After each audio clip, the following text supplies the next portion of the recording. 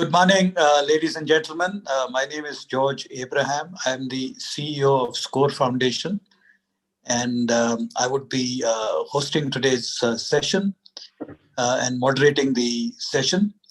Um, just before we begin, I'd like to say a few words about what we do. At Score Foundation, we run a helpline for visually impaired people, blind and visually impaired people. And the number that people can call on is 1-800-53-20469. So that is the IWay helpline, and people call in from all over India, and we do have the capability of taking calls in different languages. So the domain in which we work, ladies and gentlemen, is with people with vision impairment, people who are blind. And over the years, what I've noticed is I'd like to quickly state the 4 E's, which I believe that defines the domain. Traditionally, I've seen that when we talk about somebody being blind, expectations are very low. People, moment they say, however qualified the person is, whatever level of achievements he's had, there is a tendency to downgrade the person as far as expectations are concerned. Secondly, there is very little empathy. We tend to decide what blind people should do, what they should learn, how they should learn, and we totally decide what they should do in life, give them the options, and pay little heed to what their aspirations might be, or what their own expectations from life might be. And thirdly, this low expectation and limited empathy results in the quality of the empowerment processes that we keep in place. It has a very serious impact on the quality of education that we provide the blind. And pre-pandemic, special education has been very dominant when it comes to blind people in this country. There are very few people who have the opportunity of studying in mainstream schools. As Homer puts it, even the inclusion that happens is pseudo-inclusion. People might be in the mainstream class, but they are treated, the responsibility of their survival in the class is with the special educator. And even technology that can be used to the benefit of all the class students, which could make even visually impaired students included, those kind of vision or that kind of policy, people don't even think about. Our teachers are not trained to deal with visually impaired people. And classrooms have got more than 40, 45, 50 students.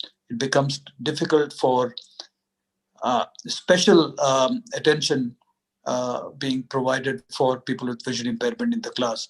So there were a whole lot of challenges, and the mindset was very, very strongly against inclusion and having children with disability in the class.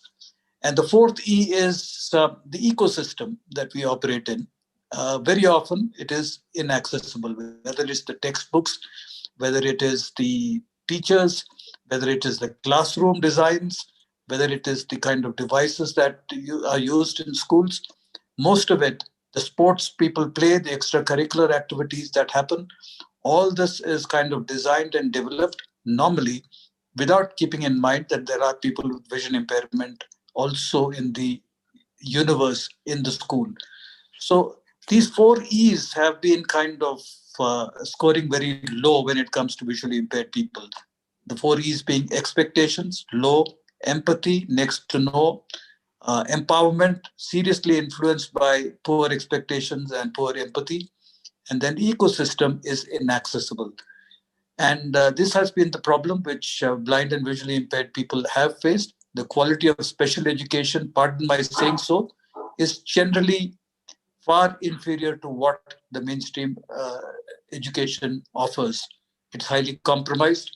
When something is difficult, like science and maths education is difficult, the school just says, okay, teach them music or teach them handicrafts or teach them something else.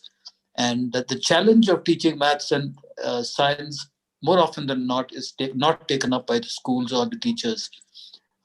So that's compromised. And I believe that science and maths education is very important, not only from the point of view of doing those subjects and keeping and creating, opening up possibilities of employment in those areas. It's also very important to develop the human mind, because maths and science uh, has direct impact on certain portions of our brain. It also kind of plays a simple, very, very singular role in allowing us to understand how our world works. So when we are talking about various things happening in this world, science and maths kind of helps us understand why or how these things actually occur. And then came the pandemic in early this year, and all schools were closed, whether it is special schools, whether it's mainstream schools, and everything came onto the arena of the online platform. And I think this online platform, with all its challenges, has given the country and the people in charge of education a tremendous opportunity to actually create a level playing field, especially when technology is available for us to kind of include visually impaired people into the mainstream. But here too, there have been challenges. And today we have four speakers. We have Ram Kamal from Chakshumati, which is an organization from Kerala, my home state. And then we have Raghuraman, who is part of an organization called Karna Vidhya from Chennai. Then we have Mr. Narsimhan, who is part of Vision Aid, which operates from different parts of the country. He's the secretary there. And then the last speaker, the fourth speaker, is Shankar Subaya, who is a consultant, and he is associated with various organizations. And the topics that we are going to be talking, each of them will make presentations for 15 to 20 minutes. And there would be two questions that the audience can ask just after the questions, after the presentation. And then we move on to the next presentation. So once all the four presentations are over, then the floor will be open to everybody who's online to ask questions. And that Homer has assured me that there will be nobody who will go away from the session with questions not answered. So that is a big promise. So the four topics that we are going to talk about, Mr. Ram Kamal from Kerala will be talking about, the need for education and the kind of education. He's going to kind of make a vision statement for education for the visually impaired. And I think he would cover the areas of expectations and empathy and the empowerment part of it. Then Raghuraman will be speaking about accessibility. Accessibility, whether it is at the empowerment level or whether it is from the ecosystem point of view. And he believes that Accessible India campaign needs to pull up its socks so that people with blindness and visual impairment would be part of the mainstream system. And so that would be Raghuraman's presentation. And then we come to Mr. Narsimhan of Vision Aid. He will be speaking about the technology tools that they have been using over the years and how these technology tools need to be kind of provided for visually impaired young people, and they need to be trained to be able to use it so that they fit into the mainstream, whether it is in employment, whether it is in the education system, or whether it is in day-to-day life. And then the fourth speaker is Shankar. He will be speaking about the need for the mainstream ecosystem to be sensitized and empowered to be prepared to include and accept people with vision impairment in the mainstream systems. Talking about mainstream teachers to be trained, mainstream administrators to be trained and sensitized, so that planning and policy and practical implementation becomes accessible and inclusive. So without taking much more of the time of all of you ladies and gentlemen, I would invite Mr. Ram Kamal to take the center stage. Over to you, Ram. Hey, very good. Good morning. And George, you have done a fantastic job, especially clearing up the way for a brilliant discussion. I think I will share my screen.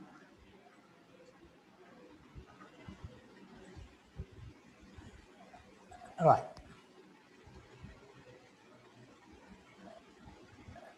First, let me give you a small brief about what we were doing.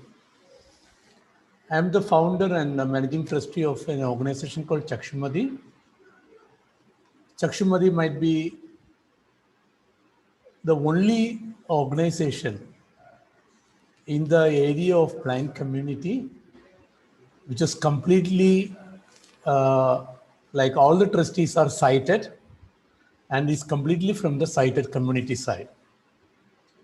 Why I said this as a first introduction, normally what was happening in the whole spectrum, the community himself was trying to exclude from the mainland community.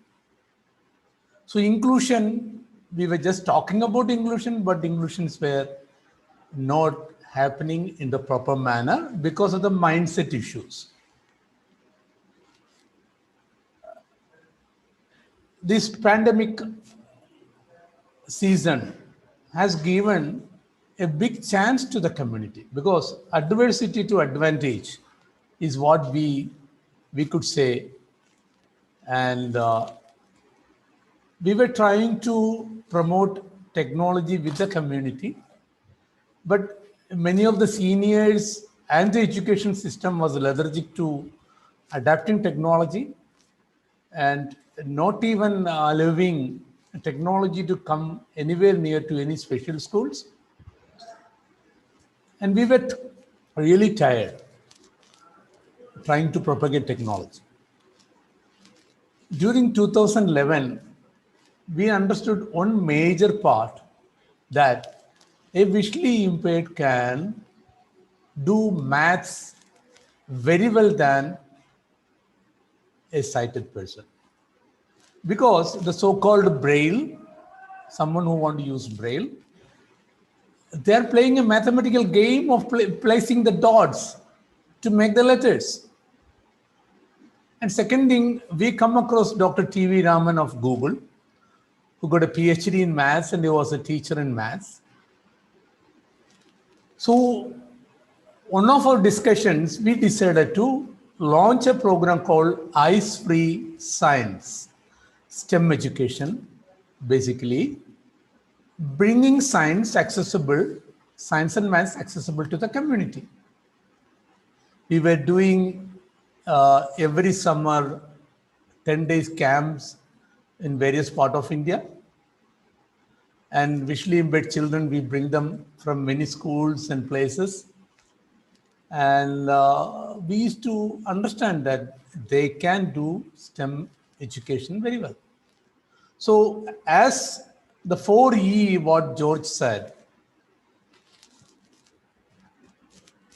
expectations, it was kept very low for these children by their parents as the first culprits. Then the parents were taught by the schools and education system and the seniors in the community that it is not possible to learn maths or science. So without learning maths, science, and English, along with technology, these children were deprived of good education. Unlike the sighted or abled people, the so-called abled people, I should say a visually impaired should taught extremely well so that he will be capable of taking care of his life. See, once upon a time, it was said that blindness is equal to poverty because of the inability of employability and the earning. So here, the first mark which we want to raise is empowering the parents and society and the ecosystem not to cut down the dreams of any of these children. So during this pandemic time, we were unable to do our science camp. So we decided to organize an online science camp in the end of March, just immediately after the schools closed for summer holidays or because of the pandemic sessions. The 10-day camp was a roaring success, and we understood instead of our sit-down camps,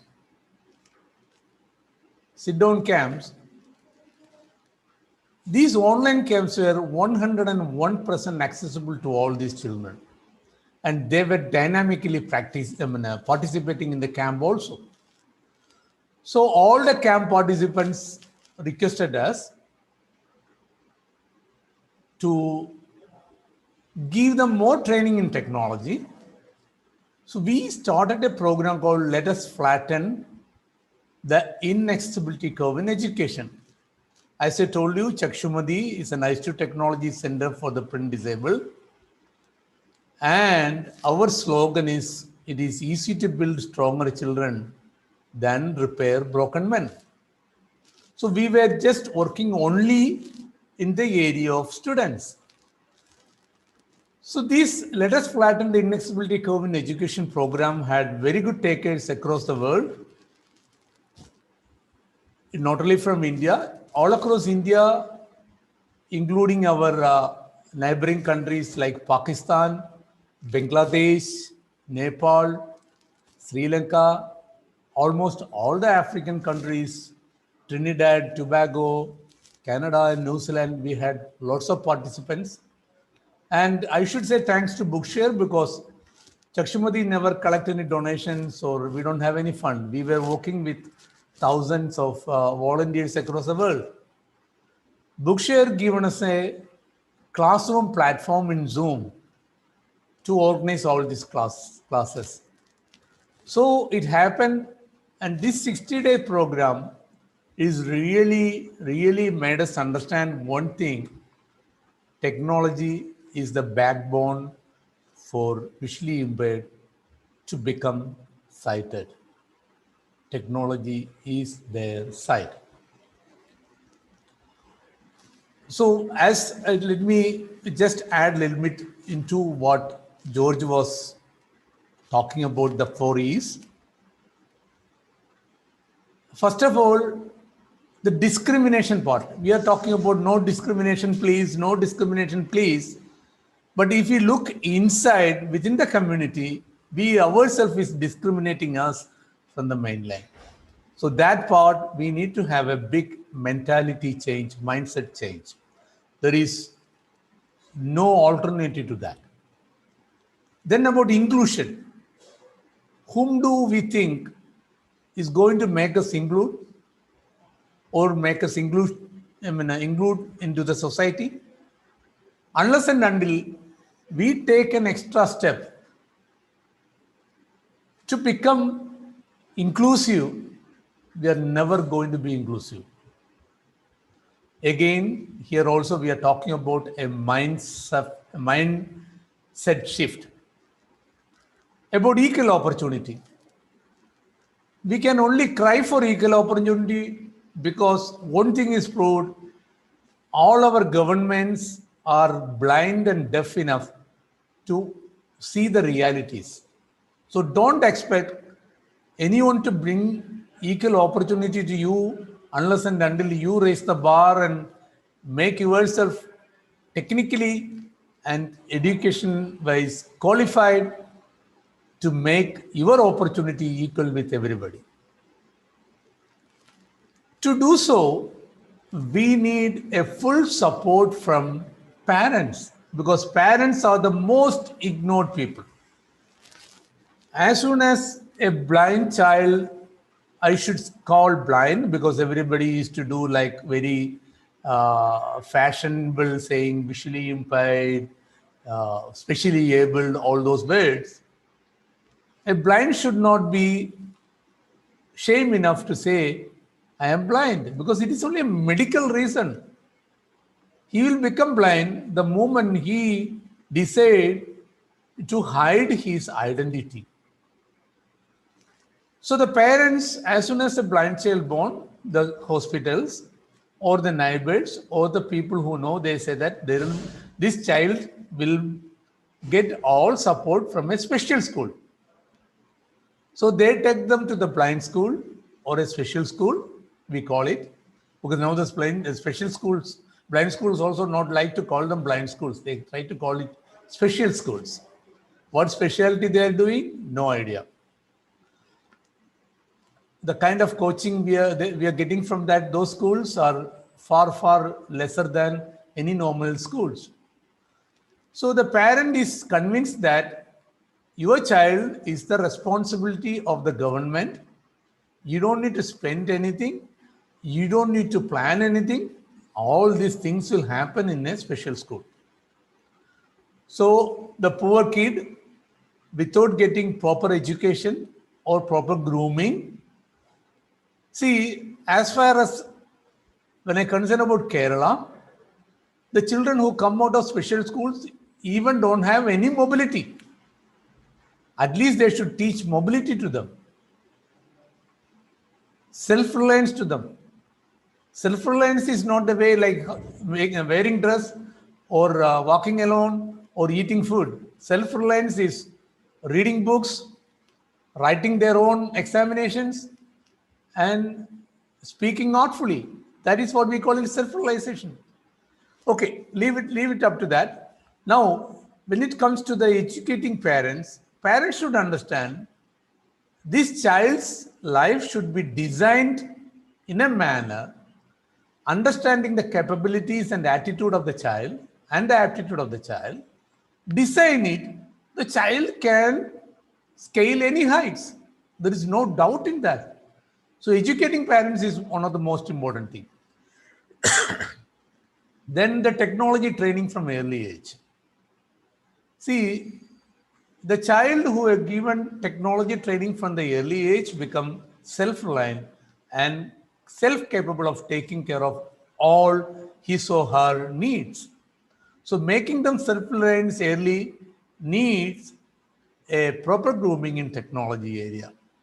The good part of the life is like from the last 15 years, technology has come more than accessible for whatever we think. Now, understanding the aptitude of the child is most important. Everybody says they can't study STEM subjects, they can't study maths, they can't study science. So they are not going to have a proper full spectrum studies as per our Indian curriculum or the global curriculum way. So in Indian curriculum, the child has to study all those subjects specified, even though they don't want.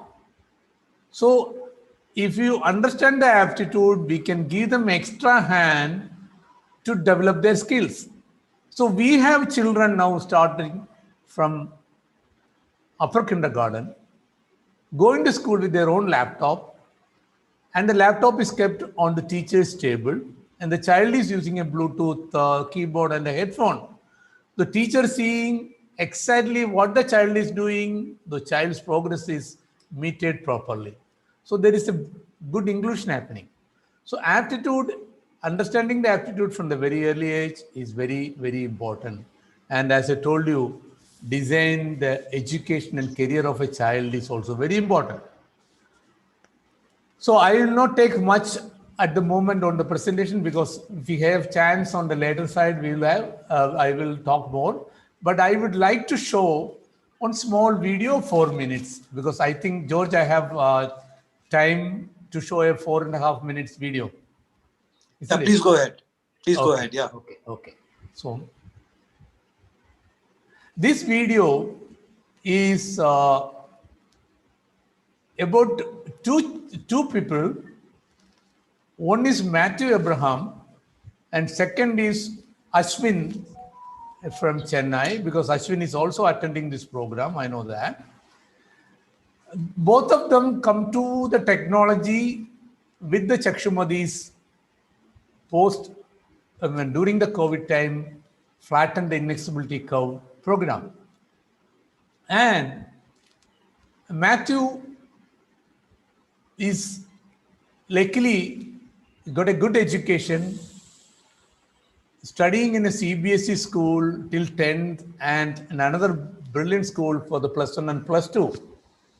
And his family, when he became blind at the age of 7, and at the standard of 7, the family put him into a blind school. That story we'll be publishing it soon, but I'm not going to take much time on that. So Matthew Abraham was taken out of the blind school by the parents, and someone has changed the screen. I think, okay. Come on, don't share any other screens, please. No, that is Vidhi. Vidhi, stop screen share. Okay. Ram, you can share your screen. Okay. So Matthew was taken into normal school, so you can see the difference of Matthew's grooming up. Now, Matthew is trying for his admissions in United Nations in one of the best Ivy universities to go for his higher studies. Because why our children have to think less and go for a substandard education? So let us hear Matthew and Ashwin for nearly 4 minutes. I am blind. So what? Story of Matthew Abraham. Become blind is not your choice, but staying blind is your mistake. Matthew Abraham.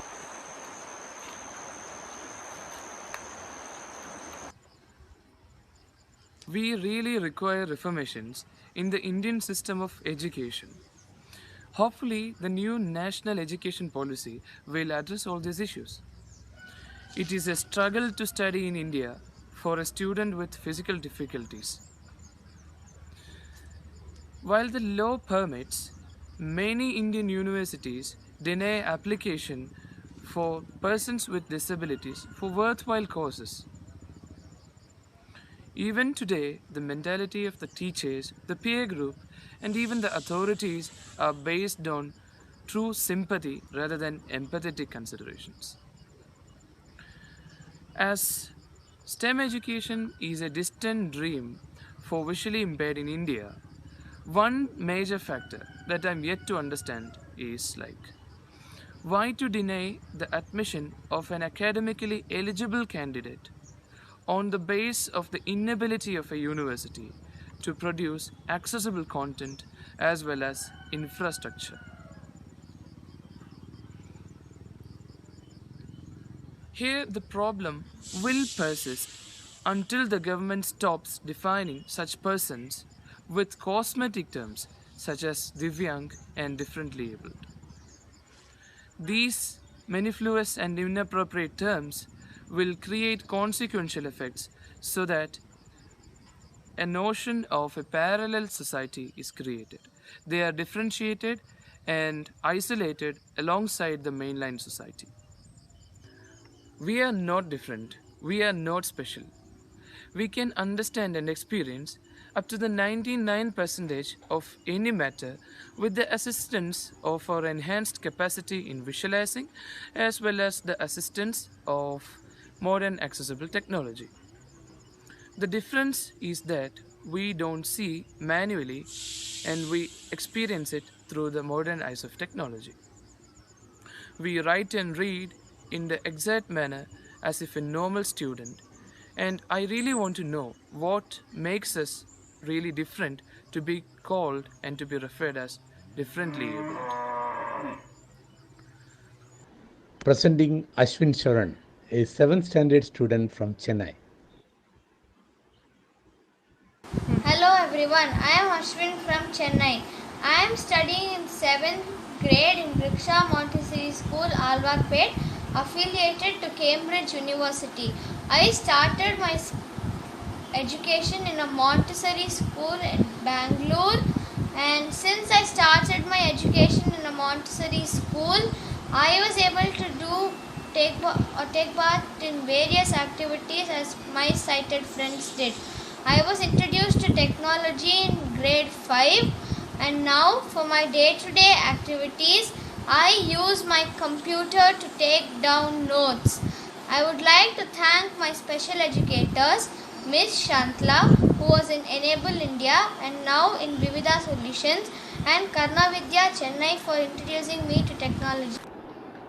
Ashwin Excellent. is the participant So, anything more? Yeah, one anything more more? minute. One more minute. Okay. technology training programs. Children like Ashwin, who are introduced to technology at very young age, has no limitations on educational contents for their studies as well general contents for reading. Online accessible libraries such as Bookshare provide wide reading contents as well textbooks for various education boards. This makes education for children like Ashwin accessible and flatten the inaccessibility curve in their life. And in this pandemic lockdown, Bookshare has become my best friend, and I have downloaded many books from Bookshare, and I have spent hours sitting and reading stories. Thank you. I think That is I it. just showcased 2 case studies, and just adding one more E to what George said is English language. If we give Right. emphasis, very good. Yeah. So Yeah. I'm leaving the floor open to all others. Yeah. And Yeah. Thank you, yeah, George. Thank you. Yeah. Thanks, Ram, for this very insightful presentation where you raised a lot of very interesting points. I'd like to take this opportunity to kind of leave 3 thoughts on the table. Number one is that our Prime Minister in 2014, when he took over reins of this country, he had very clearly said that India's future lies in digital literacy, and he said we are moving towards a digital India. So the question that we need to ask ourselves is, are we preparing our young visually impaired people to be part of that digital India? Is our education kind of changing to kind of be part, to empower our young people to be part of that digital India? That's one thought which I'd like to leave with you. The second thought I'd like to leave with you is the future of scribes. I personally believe scribe is a symbol of dependency. And dependency, this scribe is available to a blind person only as far as he is in a school or a college, or he's writing a competitive exam. But once he gets into the corporate world or the government system where most of us work, scribes are not available. And where do you go then? So why do you wait till you start working to kind of look at options for not depending on a scribe? Why can't we eliminate the scribe right from class 1? Technology again comes in there. So, because I believe that scribe has now become a virus. First of all, people are now looking for funding to pay for their scribes. There are huge amounts of money which scribes are demanding. And then there is a malpractice which comes. I was the other day talking to somebody who said, I need to write a competitive bank exam. And he said, can you give me $2,500? So I said, okay, but are you prepared for your exam? He said, little bit I'm prepared, the rest the scribe will take care of. So imagine a person who's written an exam where a scribe has written the exam actually. He becomes a banker, or he becomes a teacher, or he becomes a civil servant. What is the quality he's going to bring to the table? And then what is the image he's going to present or project of a blind person? So these are all very, very deep-seated problems which I think we need to take on board. And thirdly, I would like to talk about another thing which Chakshumati and Ram Kamal talked about, which is we're also moving into a knowledge economy, digital India and a knowledge economy. You are as good as what you know. If you have the knowledge, people will come to you for advice, people will come to you for consultancy, people will look at you for a job. So reading is extremely important. And most of the literature available today in this world is available in English. The corporate India works in the English language, and therefore there is validity in what Ram Kamal says. English is very critical. Whatever and whatever anybody else might say, yes, you must learn your mother tongue, you must learn Hindi, but English is even today the operative language. And those who venture out to learn English move forward much faster. This is a reality which I think we should not brush under the carpet. So we have now room for two questions. Homya, can you moderate these questions?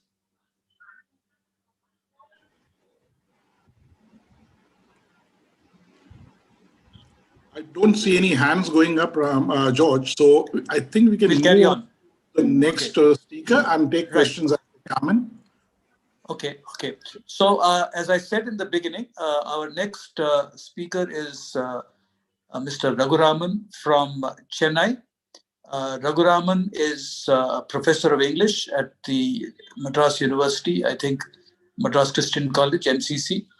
And he also is very, very deeply involved with the functioning and promotion of Karna Vidhya, which is an NGO which is doing splendid work in the area of education and employability and generating reading resources in Chennai. And as I said, he's concerned about the lack of access. And so the floor is yours, Raghuraman. Thank you, George. Thank you so much. And I'm also very thankful to Bookshare International for this excellent opportunity, a platform to share a few thoughts on accessibility in terms of persons with visual impairment, and that too specifically on the digital mode. Yes, we are in a critical juncture where we are posed with new challenges, and we have to answer them immediately so that will enable and enhance persons with visual impairment to go forward, progress to the next level in their life. So the questions are many, but I'm here to take up only accessibility as my focal point of this day. Post-COVID and pre-COVID. So COVID is in one sense a blessing in disguise for persons with visual impairment, and in one sense, it's also a sort of a curse or a difficulty to cope with. Now, very importantly, I just want to just give a small brief about the organization that I belong is Karna Vidhya Foundation, an organization as a trust working towards the empowerment of visually impaired through education and employment. And we are doing some training activities on 3 levels for children, young graduates, and as well job ability courses for, again, visually impaired. And if there is an opportunity, we also facilitate placements if there is an ecosystem available with the employer.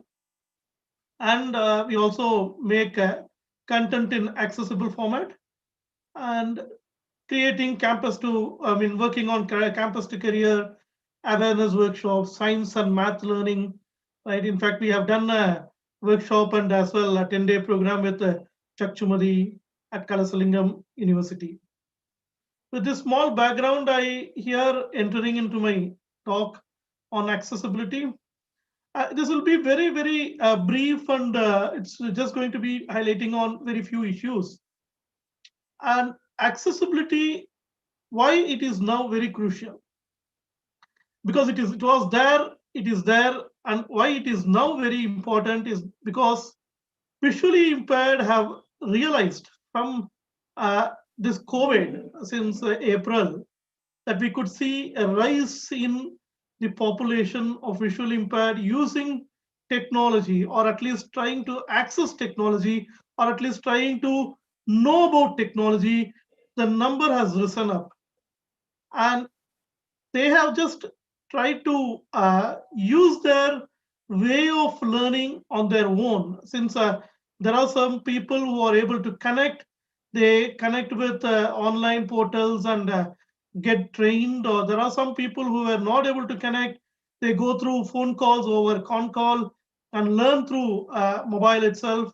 And there are some people, a few more people, who are depending on their nearby neighborhood and trying to do something or the other with technology. But the technology has the idea is that the seed has now sown well. It is now realized that technology is the only key for empowerment, for progress, to come up and to be on par with anyone else. Having said this, the next question is, then what bothers you much? You have a technology with you.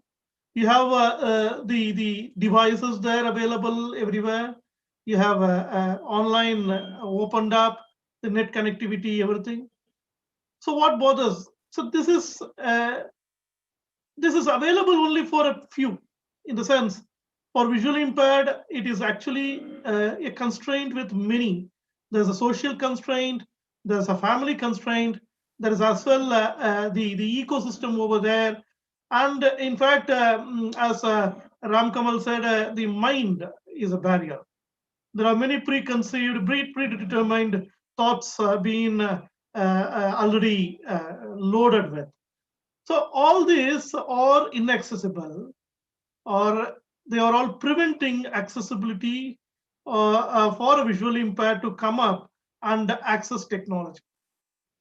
Having said this, very specifically, my focus is on the technology part. Now we will take up, there are persons with visual impairment who are able to use technology, and but still they struggle. What is the struggle they face? So I'm talking about one small portion of visually impaired who are able to access technology but still finding it difficult. Right. So that part alone, I'm just going to focus. Wherein, what is the difficulty? Again, it is inaccessibility there. And what is inaccessibility? There are certain features which are not uh, able to access through voice-enabled softwares. Now, so before I go into the accessibility features and things and accessibility laws and things, I would like to just highlight on my next friend will be also talking about the tools, but I just give you a small overview that visually impaired use screen reading softwares or voice enabled softwares to access the Windows, to access MS Office, to access any device, any tools online, and thereby that ensures the visually impaired like work with the instruction told right by the software, and they will be doing every activity as a sighted does. When this external screen reading softwares are being used on a regular mainstream app or tool, the tool and app should be accommodative. There should be a reasonable accommodation on the part of the software or the tool or the device that we use in terms of aligning with the voice enabled software that we use. And there are unique guidelines, universal laws being there in place for the industry to follow it from the design. Of course, this has been followed up, this has been practiced well in the European and the Western world. There is a checklist which is mandated saying that persons with disability accessibility should be checked whenever there's a product is out, right? But this is not the case in the Indian scenario. But what is there in India? What are there rules first of all? And do we really, are we really legally possible or legally permitted to do this accessibility testing or accessibility features? And why, first of all, accessibility, in what way it gives you more strength?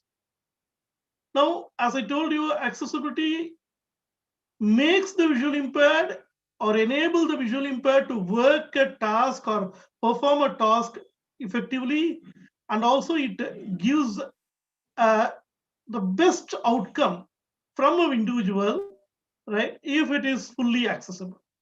So my performance is restricted or expanded by the accessibility features that is ensured in the tool or device that I use with the screen reading software. Now, am I legally permitted to do this? Yes, there are laws like there is a law rights for persons with disabilities in 2016, and also the Persons with Disability Act 1995. But 1995 Act just talks about very little, but more specifically in RPWD, there's a section from 40 to 48.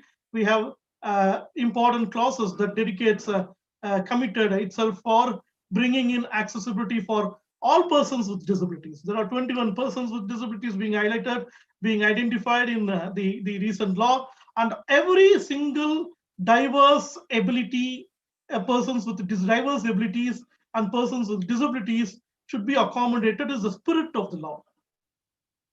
But what is the problem then? The problem again with the ecosystem, with the implementation part. There are important clauses also universally brought in for the accessibility, for ensuring accessibility. Like we have a WCAG, Web Content Accessibility Guidelines. We have Indian scenario, the Government of India has brought in Web Accessibility Guidelines. And there is also barrier-free environment, right? Guidelines on making barrier-free environment. So all these are all in place. But still, there is a gap. Now the gap is to be bridged. How to be bridged? It is all to do with the designers. It is all to do with the companies or the manufacturers or the programmers, right? Who make this, who brings in the product out to the society. Again, we need to also talk about access. When we talk about accessibility, we need to remember two broader areas, like digital accessibility and physical accessibility. So as I informed, digital accessibility will be my focus. So I'm just going to talk about, there are important challenges in three different manners. One, we have but before this, I should also highlight there's another important campaign on India Accessible campaign, right? So I talked about RPWD, I talked about the guidelines, universal guidelines available, and I also and there is also the program launched by the Prime Minister of India during December 2015 on India Accessible campaign. What this India Accessible campaign talks about, what is the motto of the campaign? There are three broader motto.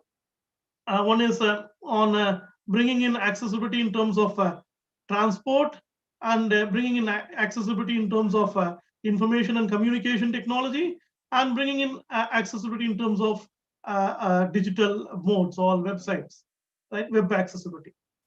So all these three are essential, right? According to the program launched by our country. Now we need to see the status, right? So I told you there are gaps. Now the gap is in, first of all, information. So George spoke about knowledge economy. How to access knowledge? Where is the information? It is all now digitized, or it was previously more with print, now more with digital. In both the modes, we do have problems to access. Now, there's one small consolatory thing is, using the screen reading software, you are able to read the English content easily, and also the vernacular if it is in Unicode font. But there is a problem if it is not in the Unicode font. So English is always easy for us because there's a universal standards being followed, and that really matches with the screen readers. So we are able to go through the knowledge or the information that is available in the digital mode easily without the dependence of others. But what about the vernacular? Because India is a population of diverse languages, and each state goes with the state medium of language. So there will be person more in Karnataka doing Kannada language, more people in Malayalam pursuing Malayalam literature, right? And as well in Tamil and so on.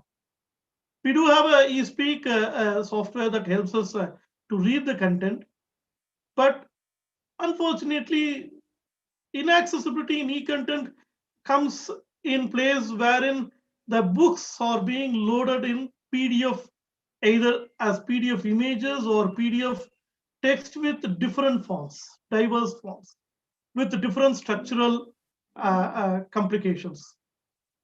If such is the case, then again we need to depend on someone, some NGO or the other to get it converted, make it much more structurally accessible. So this inaccessibility there in e-content. So there is a index-based navigation is should be ensured, and content-based navigation should also be ensured. Right? There is again a problem when we read a content. There are images coming up. The images should be matched with or tagged with the labels or alt text, alternate text as we call it, should be given verbal descriptions, which are not being followed in our country. Except a few here and there, there are few boards which are now trying to understand and come up, but still it is not a reality. It is only a push and pull, right? There is again people with visual impairment are now coming up to learn STEM education, science, technology, engineering, and math. And in fact, even in Tamil Nadu, we have Mr. Sukumar pursuing BCA, Bachelor of Computer Application at Kalasalingam for the first time, and we have students at Kerala pursuing science in the higher education, wherein they need to cope with images and graphs and in their respective books. So or rather they need to cope with the math equations. So it is something very difficult for us to access the content, access the text. So e-content inaccessibility is there. That is one. Two, we also have tools and online modes inaccessibility. When I say tools and online modes, for example, we have a tool, Lift is there, for example. You have ATM is there, right? I mean, many ATMs are not still accessible. There are few ATMs which they claim to be so accessible, but still we see in Tamil Nadu there are no fully accessible ATMs available for persons with visual impairment. And even if it is there, it is only a model being kept. It is not a reality in every ATM. The second is Lift, for example, it welcome, right? It just say welcomes, that's all, right? I mean, it doesn't give us the options to navigate the other buttons, other keys to operate on our own on a lift. And again, we have other devices like if it is a television, for example, right? It is, for example, a domestic item, a washing machine, or some other domestic product that we use, or medical equipments, right? All these are all still not accessible for persons with visual impairment. Because I'm in a COVID scenario, I need to be at home. When I'm at home, I should be really at home. I should feel that I'm at home. But there is technology, but it is not so close to me. Right? It is there. Online modes. Now I talked about online modes. There is inaccessibility again. Zoom. So far, the experience, my experience, and my thought goes the best accessible mode of online communication. All the others, like even Google, right, WebEx, and all others are much more limited, right? Much more really limited. But still, we do use Google in the classroom environment, in the teaching environment, and in other office environment, but Google is not that much so compatible with all accessible features. Right now, just follow that. I'm just highlighting on few examples that they are all there that I am able to use at the peripheral level, but it is not the fullest or complete experience. It is not providing with the complete independence, right? So I'm constrained with my performance, right? We also need to talk about certain important challenges that we face. One challenge that is the most important thing. I mean, if people or officials looking at this, I would really request them to immediately sort it out. One is on the reading thing, as I highlighted earlier. The content should be made accessible, and across the states, across India, it should be mandated that all content should be fully made in accessible EPUBs. Right? We can use EPUB, but if it is in an accessible EPUB, it would be the best of it. Right? Because we are able to read with the screen reading software, but the structural problem is there, navigational problem is there, and the layout problem is there. And that is, if that is being sorted out, right, the access in terms of in websites, information in websites, information in books, right, information in any other medium, right, should be if it is in this accessible format, that will be the best. Second thing, we are also able to write. You have seen videos on two gentlemen who are working with computers, typing on their own. But the problem is we are not allowed to write exams on our own. In India, that is the saddest thing. You have a circular from the Chief Commissioner for Persons with Disabilities. Right? We do have scribe guidelines. And the scribe guidelines, we are allowed to use computers in the school, college level as well in the school level. But unfortunately, it is there, but it is not. We are not allowed to use it, right? We can type it out. We just need to bring in the ecosystem, a secured ecosystem, a confidential ecosystem, wherein the visual impact can type, write his exam. If you could give the question paper in an accessible format, that's very important, right? You need to provide the question paper in an accessible format by mail, right, or any other means, right, and that will ensure the person, the visual impact, can write his exam on their own. It cannot be here and there models, right? Another important challenge that we face is online platform is accessible. We are using WhatsApp, we are using even booking platforms like IRCTC or Make My India or Make My Visit, things like that, websites like that. But point is, only a few are really fully accessible. For example, take IRCTC is still not much accessible because you're not able to select the date or the exact location. Sometimes it struggles. I mean, the screen reader is not speaking up.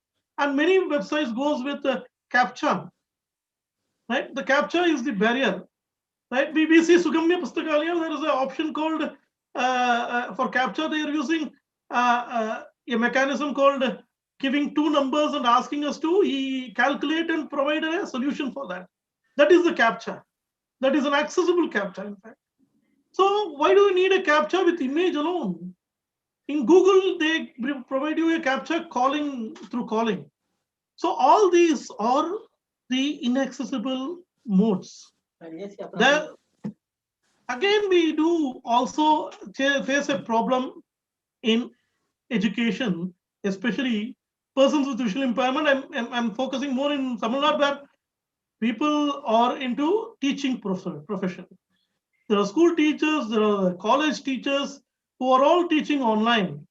But the problem there is, again, they're able to enter into the platform. Like, for example, in our own college, we are mandated to use Google, and many colleges as well. But we are able to use Google, of course, to a certain limit. We are not able to use the screen fully. The interface is not fully compatible. We are not able to monitor or rather control the students attending there, right, on our own, right? So all these are inaccessible things. So things are there available before us, right? Accessibility, though near, yet far, right? So if you're just going to give us some food to eat, and on the table, if it is there on the table, and if my hands are tied up, then how could you judge my or measure my performance? Right? That is the saddest thing that happens in India, and that even leads us to stereotypical mindset. And this can be avoided. This could be avoided if the students, the persons with visual impairment, voices out, if the parents in the community speaks for it, and these two stakeholders, along with the administrators, will really make a difference. And I just before I conclude, there are many laws, there are many circulars, there are many things in letters, but the spirit should be risen, and it cannot rise up automatically, it cannot rise up naturally. We need to speak for it, we need to rise to the occasion, and this is the only time that we can speak, because if these features are made accessible, visually impaired will be more productive and constructive to the growth and progress of this society. And with this small note, thanks for this opportunity. I welcome questions. Thank you. Thank you, Raghu, for bringing up very, very valid points on the area of accessibility. There's somebody's connect, which is creating a disturbance. Yeah. So there are three observations that I would like to make very quickly here. The number one is that in India, people live in cities, people live in rural India, and there is a vast population of visually impaired people who live in rural India. The question that also needs to be taken on board is internet connectivity in rural India. What is the quality of internet connectivity? Is it continuous? Is it high speed? That's one question. Second question is about the situation of power, electrification. How many villages in India, how many rural areas in India have good quality electricity? So when we talk about India being digital, we are not talking about an urban India which should just be digital. I think we're talking about entire India being digital. So those are two challenges which I believe are real. I am right now speaking to you from Mussoorie. I'm here on a holiday, and I find that the internet connectivity over here is very, very poor. And it's a miracle right now that I have been able to be online without any interruption.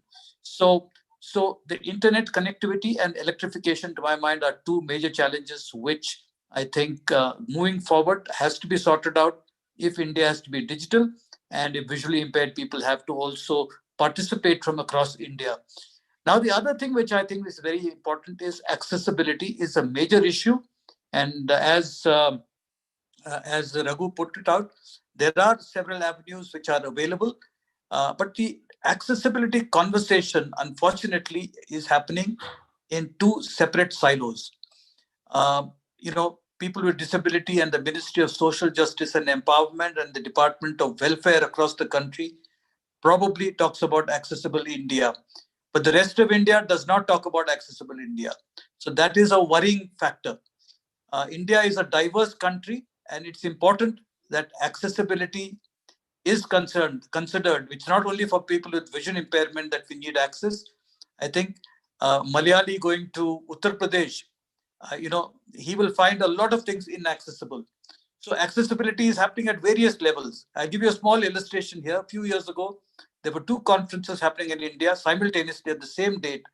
In Bangalore on inclusive education, there was a conference happening, and there was another conference on inclusive education happening in Ahmedabad. I attended the one in Ahmedabad, and they were all kind of special educators and people involved in education for the blind who were participating. Simultaneously, there was a friend of mine attending the same titled conference in Bangalore, and she was telling me that there were a whole lot of education professionals from across India participating. They were talking about gender inclusion, they were talking about social inclusion, but there was no disability inclusion, and people with disability were not even invited to that conference. which means inclusive education has two separate interpretations within the country. Now, that is another, and accessibility likewise has two separate conversations happening.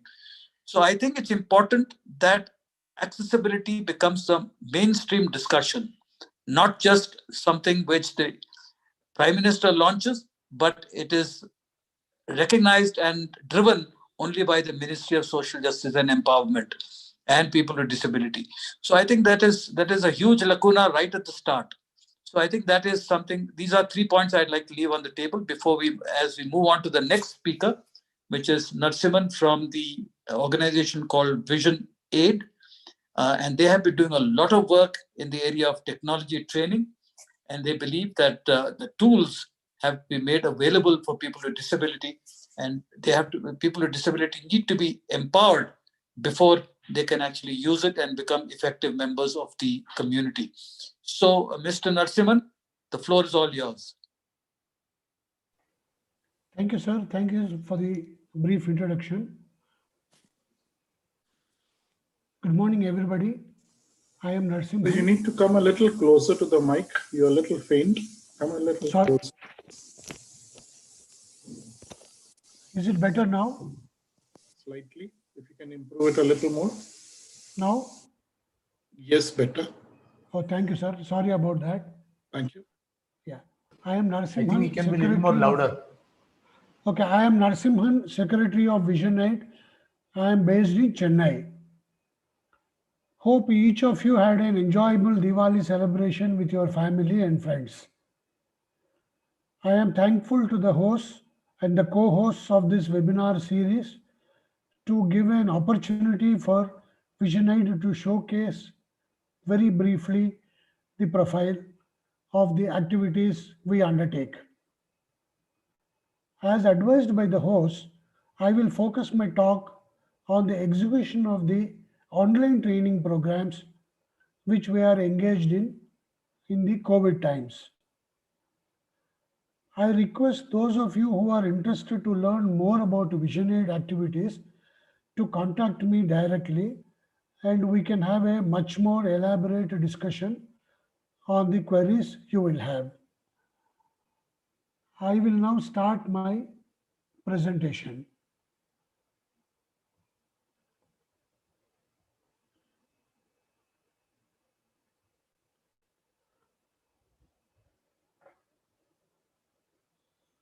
So the mission of Vision Aid has been to enable, educate.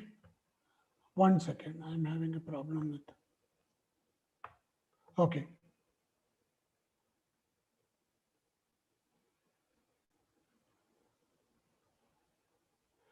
Okay, so the mission is enabling, educating, and empowering the visually impaired. As Mr. Ramkamal has commented, traditionally a person with a disability, including a visual disability, was branded as a deficient resource for any activity, mostly for gainful employment activity. So we recognize this stigma, social stigma, and embarked on empowering the visually impaired.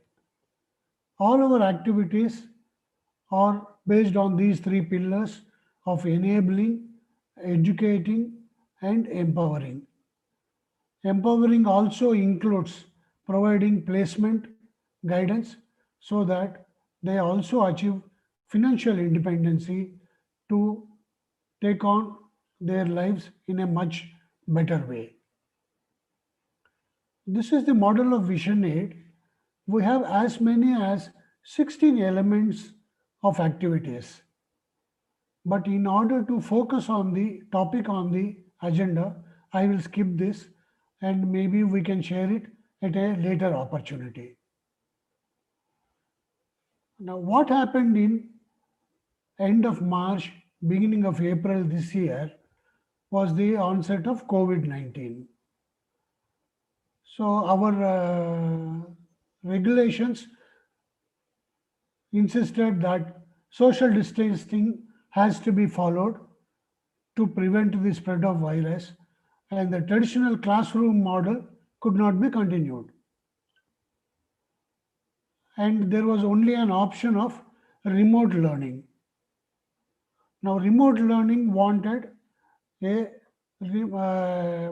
device facilities like a desktop computer or a laptop or a smartphone or other devices like iPad, tablet, etc.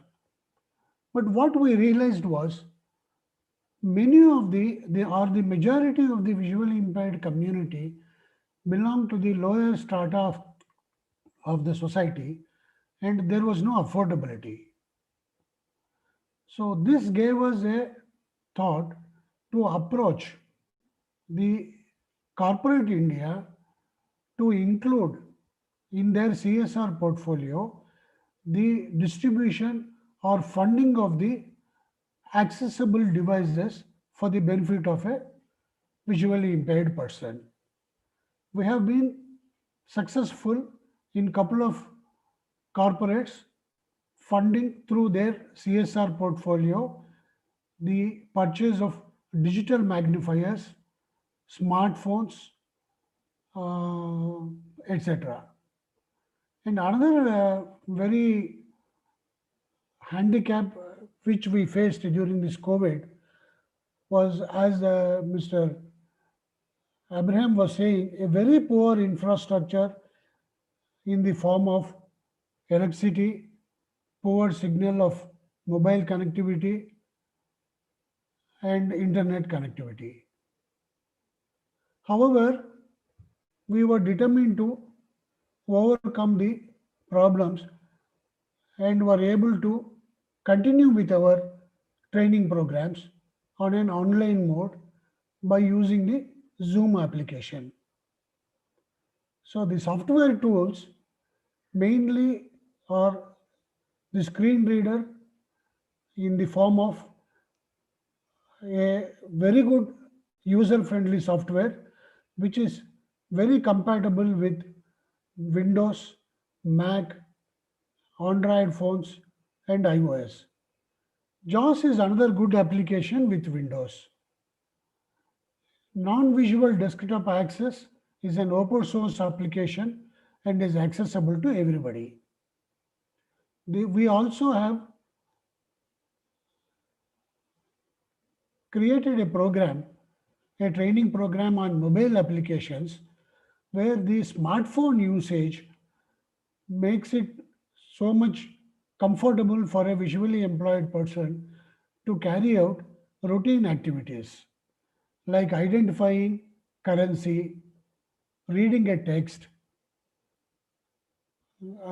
use a volunteer to be their eyes in a remote location, access the travel apps for movement, like for a two-wheeler you have Rapido, for four-wheelers you have Uber, Ola.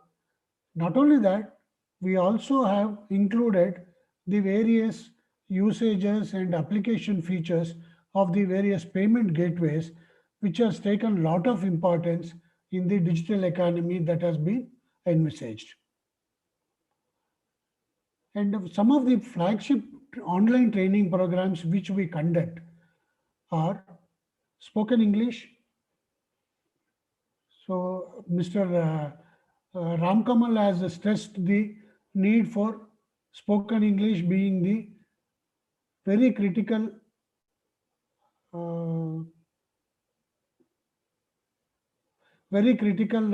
application for communication across all platforms. The other training program is computer applications so that they will be comfortable using the desktop computer or a laptop. The other training program is mobile technologies. We also have advanced technical programs like the Python language, which is the coding programming, and also like what Mr. Raghuraman has told, the digital accessibility testing, where the graduates and above students are trained in doing the digital testing And this is also one of the features or abilities which are sought after by the IT and ITES industry now.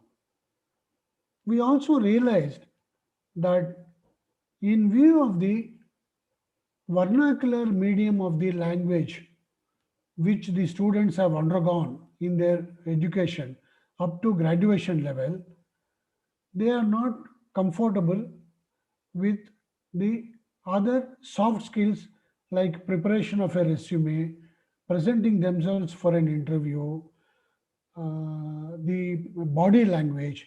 So we also have devised a skill development program where these tips are given to the visually impaired persons to be eligible to make the right impression when they go for a placement interview. We are also on the verge of establishing a website exclusively for online training. This is currently available not for students because it is in the construction stage. So this is now currently being tested with our own trainers and also for our trainers with our partner organizations like eye hospitals, blind schools. So they will undergo training through this website and then train themselves to teach. And this website also has got the webinar series which we have conducted in the recent past. This training portal also gives access to many of the videos which are available on the YouTube channel and also our own videos which will be useful for the students to get much more learning. The spoken English program has got two levels, one for the beginners course, which is really intended for the beginners, and then we have the intermediate course, which is meant for graduates and above. This is a 6 months training program, and at the end of each training program, an assessment is conducted to test their learning capacity, and we have program managers who handhold these students on a one-to-one basis and extend the duration of the training program in case of a slow learning students. Computer form, the computer certificate in computer application program. This is again another 6 months program which teaches the basic computers, the hardware, the software, the keyboard shortcuts, used applications like a word creation of a Word document, creation of an Excel file, creation of a PowerPoint presentation, browsing the internet, email creation, etc. So they become that much proficient in this computer knowledge also. And then, as I told you earlier, the mobile technology program gives a lot of confidence for them to be self-reliant in having the routine lifestyle and also for educational, social, and also to avail the utility services like travel, ticket booking, etc.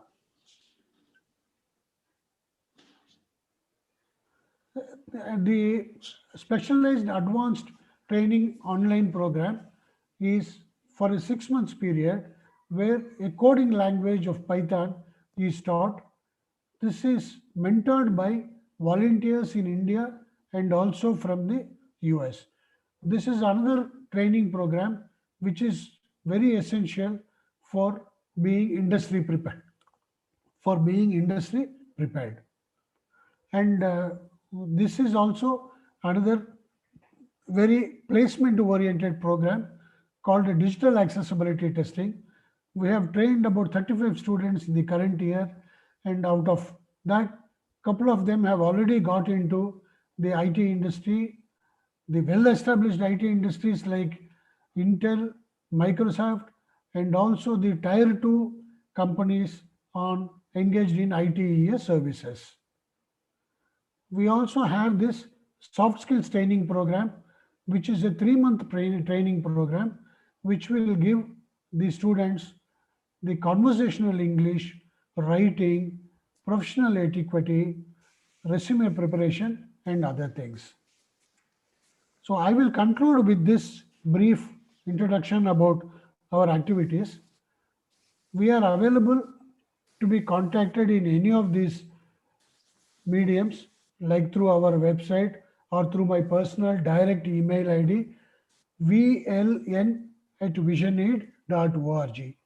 Please do not hesitate to contact me for further learning and further orientations.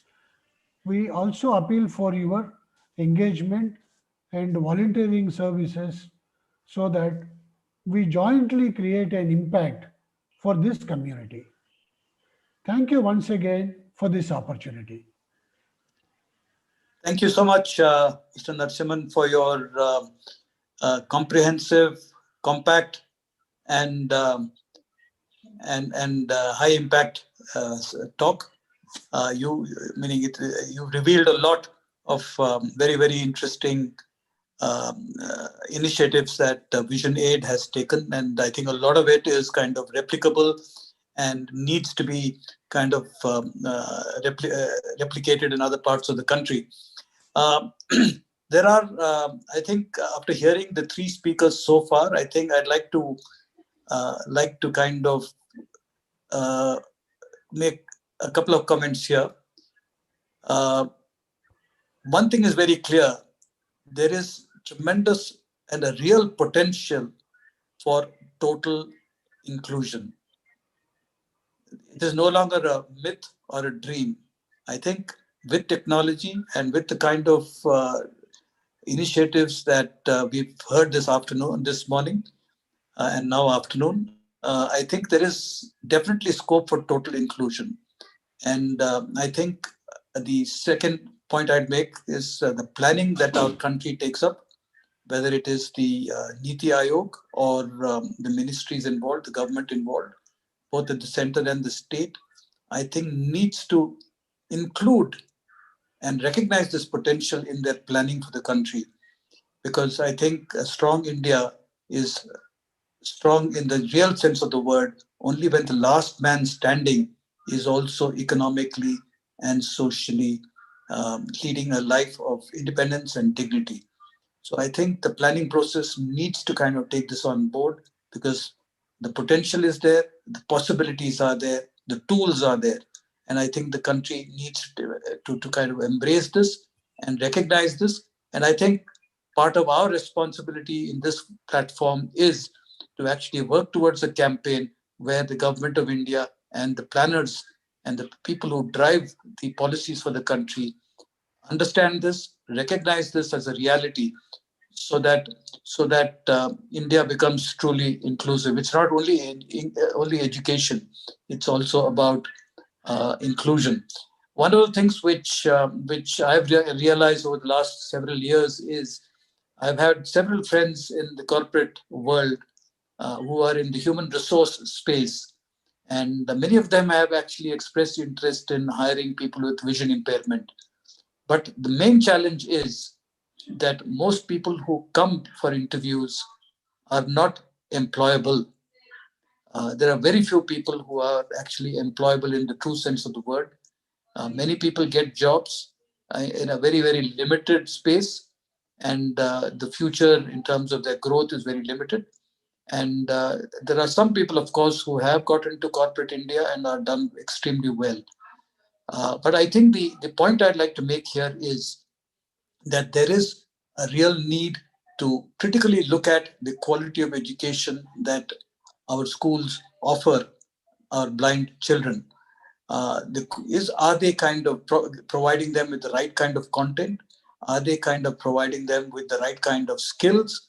Because education is not only about learning subjects, it's also about imbibing skills of logic, skills of communication, skills of social interaction, skills of networking, skills of technology, skills of mobility. These are all skills which education needs to offer and does.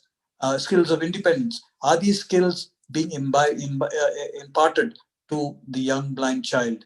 It's not just about history and political science and Hindi and English and Kannada or Malayalam that children need to learn. There are so many skills that that education has to offer, and I think our education has miserably failed to kind of impart that. It's probably not only true for people with disability. I think it's also true for in the mainstream, because that's why a lot of people, even in the mainstream today, are unemployed because they lack the employability skills. So that is one. The other point which I'd also like to make is there is a lot of people making content today for the digital world. You know, you have the Asim Premji Foundation, which is coming out with a lot of content for education. There are a lot of other foundations who are coming out with content on the internet um, for education and for information. But unfortunately, a lot of that content is not accessible. And that's why I go back to my comment before the last speaker, that accessibility has to be a conversation which is a national conversation and not a conversation just amongst people with disability and people who are blind. So moving forward, it's a very, very important topic that we are now going to be touching upon, which is addressing the need to get other stakeholders in the ecosystem to participate in this process of access and inclusion. And and that's what I've been saying all this while. Without participation of the rest of the country in the inclusion and access process, we're not going to go anywhere. So I would like to invite Shankar Subbiah. Shankar, the floor is all yours. Hello, yeah, thank you. Very good afternoon to everyone. I think, am I audible to everybody? Am I audible? Yes, sir. Yeah. Yes, sir. You are Yes, sir, you audible. are audible. Fine. Thank you very much. So I'd like to thank Dr. Homiar, Bookshare, and Dr. Probably George Bhai and everybody for this opportunity to talk on how we could create an accessible ecosystem in the country, particularly, and what are the challenges, as Raghu has pointed out many things here, and probably Ramakrishna sir has given us a kind of a vision statement, how we could take it forward. And also, we are also known through Narasimhan sir some of the tools which have been using and how capable are persons with visual impairment in technology. Okay, how people are taking it advantageous and then learning technology, not like anybody else, but this has become a kind of a tool for mainstreaming themselves. Okay, technology, as we say that, probably if I am to say, since I am from Chennai, I really remember one of the Tamil professors say that Tamil has a very a good word for it. In Tamil, we call computer, the typical word for technology now, as Kanini. Kanini is like, when he separates as a Tamil professor, he'll always say that Kanini dan namakku kanini. Okay, that means like computer is our eye. Okay, computer is our eye forward. Okay, that way, like we could see that technology trends have really, supported us probably, like, removing various accessible barriers. There are still issues because the whole ecosystem has to support it. It is not going to be a one hand making sound, both the hands to be made. We're also going to see, like, what are the other hands are doing in this area. Particularly, like, when I say stakeholders, I could say that right from person with visual impairment, probably next comes the immediate environment would be parents, actually. I could say that many of the parents have also understood, like, what technology is really making, an inroad, as well as how is it literally, like, breaking barriers. Okay, so they are getting much more interest, which we could really sense from the Bookshare accounts, which we are taking it from South India, from Kumaresan. Many of the schools, many of the teachers are getting inside. And one way around, like Corona has really given us one more opportunity, because usually, like we go as kind of a resource persons, and then talk to special educators who are the next people who are closely attached, who have been working in blind schools, or probably who will be working in inclusive education environment, or in some way connected to a child with visual impairment. But now, like with national webinars, so like so many popping up during this COVID-19 period, and many are able to use this accessible technology, particularly when it comes to when Windows opened, the like with 7, 8, and 9, 10 became more and more accessible, and like Samakamal was saying that Google Voice is also coming, and NVDA with the text to speech is also going to be like, we had only e-text for South Indian languages, but now slowly the other languages are coming in as text to speech default in Windows and Google's OS platform, like Android platform. So many have started getting into this particular bandwagon, I can say that, and parents are also seeing the capability of the children now.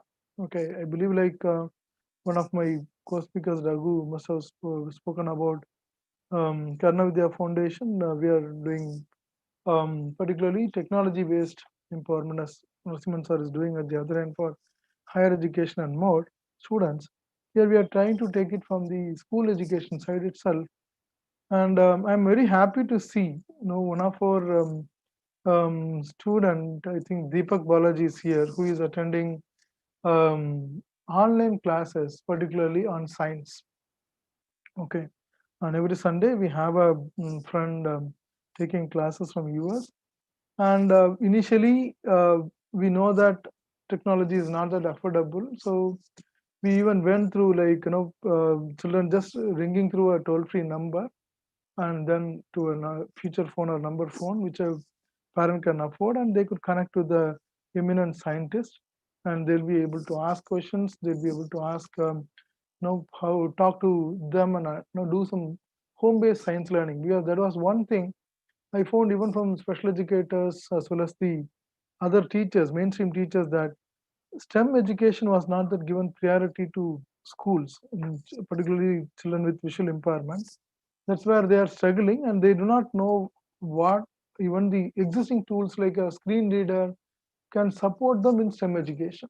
Okay, there was not much of an awareness among that, which really like the whole system has to bring in. Okay, probably we thought that we will show to the world that yes, STEM is possible through technology for children with visual impairment, and we are trying to make it as a pilot now. And I'm glad that a child from is now on this platform through Zoom, and is attending this particular session also. Okay, like they're able to do experiment, they're doing able to take photographs, post it in WhatsApp. No, the parents are supportive now. So the next stakeholder as a parent are being now created, kind of an awareness has come among the parents slowly. Okay, previously it was not that. When this mainstreaming coming down, like the parents are also knowing the importance of technology, and many are getting into this, and no, they have started attending these online classes. Okay, though there are still only audio lessons being sent to children, but children are capable of more than that. That's what I'd like to say that. Okay, children are able to, as the previous speaker is also saying, Android has become more accessible, so children are able to operate an Android phone, and thereby they are able to access if accessible content is provided. Okay, we don't have to make like take so much of steward efforts to make it into a audio and all that. There are apps like like Easy Reader, Go Read, or Insta Reader. So many are there which really facilitate children in the process, and our children are really capable of doing it also.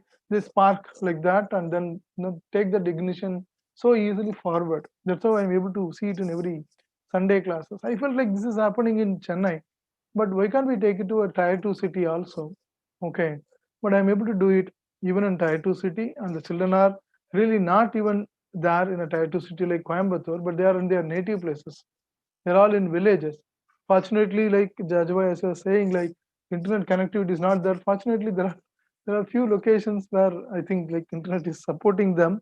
and they were continuing their classes even when they went to a grandparent's home or somewhere in a village, and they were prompt in that. They were prompt even before the host comes, they'll be there. So how much of an eagerness has been created among the children, okay, in learning science or technology, using technology, and the parents have also supported that. And probably one other, the slowly the other end is also understanding the need for it. Okay, even there are so many online platforms. You can see this Baiju, everything. Okay, I believe like one more probably. There are systems and certain policies in place, like which have to be implemented by the school level authorities. From the parents, I come to the school level authorities. I come to the teachers who have to take the earnest interest in implementing technology, and that is also now probably this is again paying. This COVID-19 has started like to understand like yeah, children can learn that. Otherwise, what will happen is like so much of assistive technology will be there, but they'll be given a kind of a glimpse of it. They'll be using it sparsely, not as a regular classroom routine. Okay, now COVID-19 has proved that in classroom routine also, like children with visual impairment can use technology. So this is really proving that now. So this is kind of a learning for special educators, learning for mainstream teachers. Okay, because there is no other way of attending a classroom now, right? But now children are able to take it out. Okay, and parents are also able to understand that. So children can also get into employment in various roles. It is not that like everybody have the kind of a previous conditioning they had that children can get only into a teaching job, or children can get into only the next level. Technology broke up into banking and other sectors. Now seeing children operate such kind of a technology very easily, now they're also getting some more ideas, and teachers are also able to now appreciate that. Probably they will open up more doors for it now. Now comes the kind of the online platforms, as many were telling, like we need to expose children to that online platforms, and children are easily taking it up. Okay, and when it comes to like online platforms, like even I could say one example. I believe like another child who has really got that CBSE guidelines, which are all available. Okay, probably I don't know whether how many parents know that, like from 2018 we have a CBSE guidelines to write or probably practice technology at classrooms, like using a computer with a screen reader. They could write computers. Probably only in the year, I should really appreciate the efforts of the parent. Probably I could even name her. There is no wrong in that. Like we are here because I want this situation to be stimulated or emulated in every other corner of the country. Okay, in a tier 2 city, the headmaster was able to appreciate that, and they provided all the provisions for it to use laptop in a classroom, use laptop in a government school where it was an exam center. Okay, the provisions are there. They were able to write the exams in computer laptop. Okay, even including maths, science, whatever be that. So there are rules, there are systems available, but only thing is now it has to be taken to the state level. Okay, now CBS has come up with that. Parents are ready to adopt. Schools are slowly getting that knowledge. But how many of the parents should also take this forward to all their wards in their own system? And I believe there are teachers here. There are so many other civil society organizations here. We need to take this really forward. Okay, with the state governments also. When CBS is allowing and some child is able to prove that, okay, literally even Bobia was suggesting in all the media the same thing. I want this to happen for everybody in the country. Okay, it's a very earnest appeal. So probably this feat has reached here to next level, like for 11th and 12th, like taking the other kind of a curriculum other than history, geography, and all that, which are all kind of a prescribed syllabus for persons with visual impairment. Taking economics, taking computer science, many of you have taken that, but again taking that in a level, like not in a city like Chennai, or probably like any other Delhi or Mumbai. If it is going to be taken in a next level city or a village, this is really going to be a kind of how to take it. Technology is facilitating it. Okay, I could probably say that she was able to enroll into an online platform like Vedantu, and really probably I could read a mail, from the just forwarded by the parent, a teacher at Vedantu, saying that, wow, you blew our minds today with what you accomplished today. This is no small feat. Very few students are this accurate. She is learning economics in that, in an online platform. Okay, but she is able to do that, and a teacher, an online teacher, is writing an email to a student like this. So such is our capability. The parents and the online platform should come down now. Now we are slowly proving that our children can get into these platforms also. But only thing is, like as Raghu and everybody are pointing it out, the accessibility part of the platform should slowly come down. Okay, see these children. Now we are really opening the whole Pandora's box now. Okay, probably I want other people also to get into such kind of digital platforms now. Thereby make our presence visible, make ourselves visible, so that they will also open up, thinking that these are also our kind of a business customer. Okay, these are also our businesses. It is not going to be a kind of charity or a sympathy, or not beyond that. It is a business for them. Okay, so the other online platforms or even the businesses should also look at us like a another customer. So we have started showing that. Okay, probably like the organizations are probably like everybody have to also work starting with the businesses and approach that and then come to this. Okay, now probably like I think Homiarji can give so much of light on when Bookshare started in Tamil Nadu. We approached the state education department, probably with Karna Vidhya Foundation and Cognizant Foundation. We were able to distribute the mobile phone. And we said that these government books can be made accessible for children.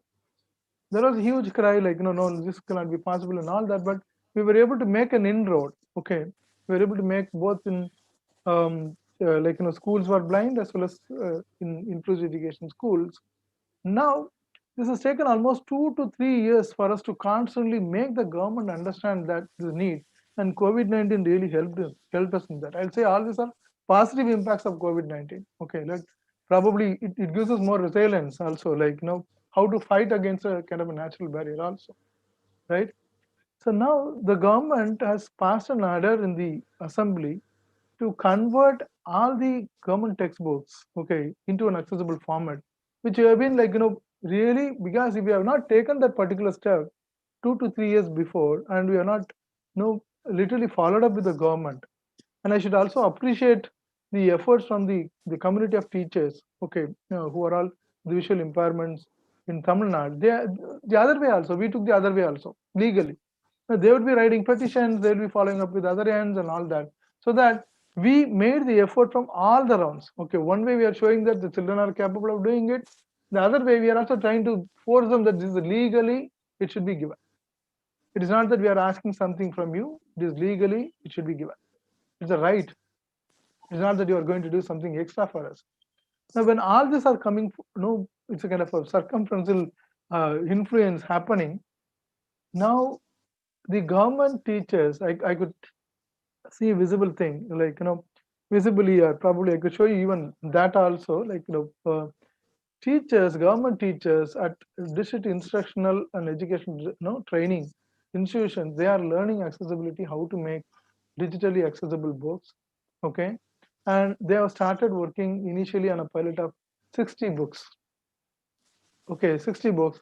It is not that only books which are studied by persons with visual impairment happening. Okay, because when you take that books alone, they'll say that we'll make only history, geography and all that, because that has been given in schools now. That has been taught in schools now.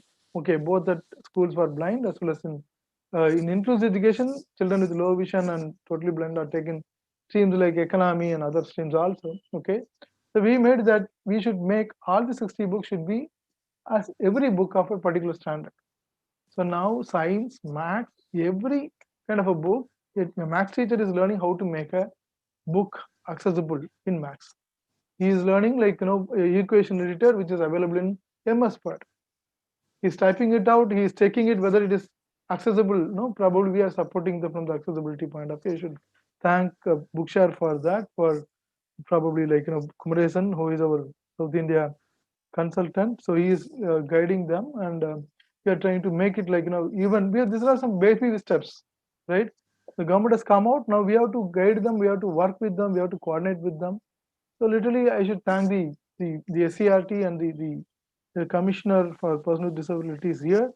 So we have taken the next step. Slowly, we are trying to convert a 60 books, which is what we are trying to make it a system which is more sustainable. Because what will happen is, in a kind of a school education system, the books always like, they change it. They make it some kind of a errata, they call it. Every year, they make 2 pages, 3 pages, or even a chapter removed according to their convenience. But if when a private party or a kind of a civil society organization or any other CSR kind of funding is coming and doing that, we'll be able to do one time. We cannot sustain whenever the change is happening. So if you are able to make that particular thing happen at the root level as born accessible, and the teachers who are involved in making these changes also, okay, who are writing these books, are the next level who are publishing these books, the system which is publishing these books, okay, aware of such kind of a requirement of accessibility, and then teach them what is accessibility. This we are able to achieve now. Slowly, the CRT is getting into the fold, and probably they are trying to create things like this. And the first basic training has gone, and I'm able to see many books in Word, okay, in format, which is pretty much like, they are not gone to the level of marking up whatever you said technically, but they have just at least made the content in Unicode, particularly in Tamil, which they were not doing it initially. Okay, because Unicode is more accessible as screen reader reads the text in Unicode in Indian languages. Okay, now they are able to type in Unicode, the whole textbook they have typed. They're able to give alternative text for images, and they are asking us how to type the equations. Sir, this is a bit more complex equation, sir. How could I make it more simpler? Can I explain it, sir? Can I put some text typing, sir? So bit of more interest I could see. They are also thinking that they are learning something new now. Okay, so this is an approach, like it is not going to happen in day or two. Probably it has taken us 2 to 3 years to reach this level.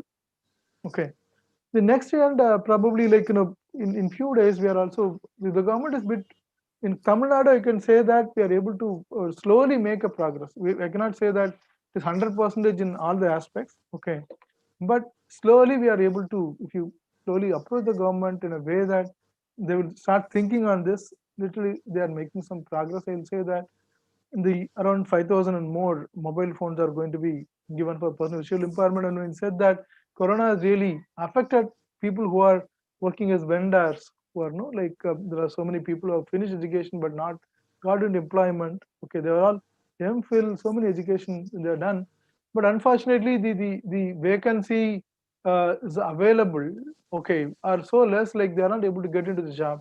And there are no many special recruitment drives or any recruitment drives happening for so many reasons here. Okay, that is wrong, but still it is happening. There is no other way. Okay, we have to forego these things, but still it is happening. Now, alternatively, they have found some employment. In this employment, how probably technology could help them out. So slowly we are venturing into that also, like how technology can help them in their orientation, mobility, or knowing something new, or probably learning something new. Okay, so government is planning some kind of a mobile phones to be given as a policy decision, and along with it, some unemployed youths, also to test with young children, also how they could use it for education. Okay, this is all something, since I'm working with all this kind of people, like the ecosystem, I'm able to say this more confidently that this is happening here. So ultimately, like, yes, the from the person with visual impairment, from the child with visual impairment, we have started showing that we are capable, we are good at technology like anybody else. We are on par with the world and all this kind of stuff. And this is really supporting the parents also, like they're literally, so they're a bit more, many of the parents still at the village level and all that. Yes, awareness has to be created more and more.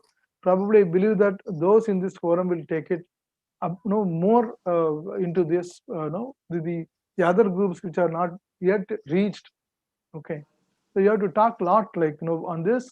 Okay, and then next level from the education side, like teachers and the other sector who are training, particularly in education, they have slowly started understanding it. This has to be taken forward. Maybe, as Raghu was pointing it out, the tools are probably like even assessment procedures and all that. Slowly, we have to work on those also accordingly. Okay, so that also had to be made accessible. Probably we may have to work with the system again. Okay, and the government authorities level, they have started understanding it now. Slowly, again, here also there is a good opportunity to work with the government and probably show whatever be the examples. Another thing I'm finding it as Jajbhai is also finding it out. One end there is so many things happening, but this is not reflected in much in the media. So we have to take that in a wider way. Okay, I believe like highway like stuff can really take this forward and spread across India. Okay, so this is kind of a one-way platform, and more of accessible content material will also be published. More things will become more accessible.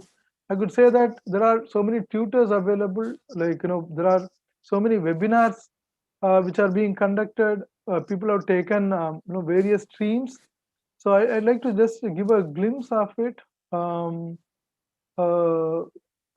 There are channels like for example, like one another group, kind of a common group of friends who are with a technology background, who have really ventured into technology already, like a group called Innate and they have started putting all the tutors for NVDA, for MS Word, Excel, everything is YouTube videos, how to operate that. Okay, this is really good. Like now probably I could take this into a government or any other school teacher and say that use this media. So we are not alone using it, we are also generating content. Okay, we are also generating accessible content. Okay, so this is coming from our own brothers and sisters with visual impairment, but this is also showcasing the capability. So we have to continuously do that. I could see one child like with kind of a multiple disability with severe visual impairment. Okay, and he is using he has gone into higher education now. He is able to use all that Microsoft Teams and everything.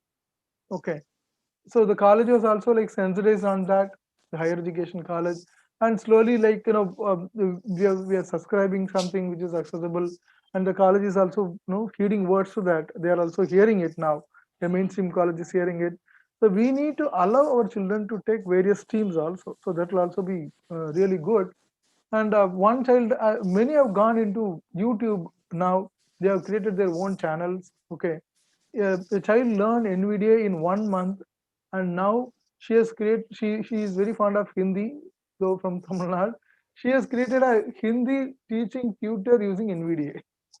Okay, so any baby step, let us continue to take forward. Let us not stop at any point. Okay, and slowly the ecosystem has to respond back. Okay, there are challenges, but we need to keep moving on. Okay, so I'd like to end my point with this, like keep moving forward. Okay, keep going. Okay, let us keep going. Thank you. Thank happy you. to have any questions. Yeah. Thank you, Shankar, for this very insightful presentation. And yes, we all need to keep going forward. We just need to know what is the way forward. And there are a few observations that I'd like to kind of share here. I think, Shankar spoke about several initiatives that have been taken. There are several YouTube videos being made. There are several people who are using platforms like Vedantu and so on. There are people who are on Facebook. There are people who are... So, I've been professionally in the business of changing perceptions right from my early days. I started my career in advertising. I worked for 10 years in advertising, and then I started using my skills of advertising and communication to change perceptions. Now, one thing I've realized is that, I might go and tell a particular person that visually impaired people can do this, can do that, therefore make your school inclusive. Now, if there are only 2 and 3 students in the school who are visually impaired, the school doesn't see any financial value they don't see any value to investing huge resources in making their infrastructure accessible. Likewise, a bank, likewise, any service for that matter, they would consider visually impaired people an important stakeholder when more and more people are demanding for that service.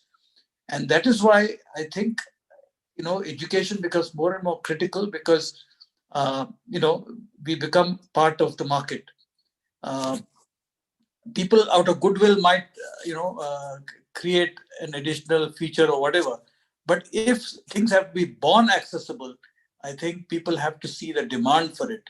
So I think that is one point I'd like to leave with you. One thought I'd like to leave with you. The second thought I'd like to leave with you is that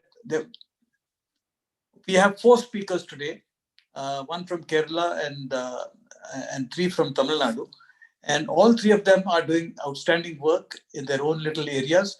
And they've got great ideas. And likewise, there are several NGOs across the country, several people across the country who are working in silos. There is some collaboration happening, but I think to actually create an impact on policy and bring about a kind of a trend where changes are organic rather than forced by agitation and legislation. Systems need to change organically. People need to recognize that, I need to be accessible.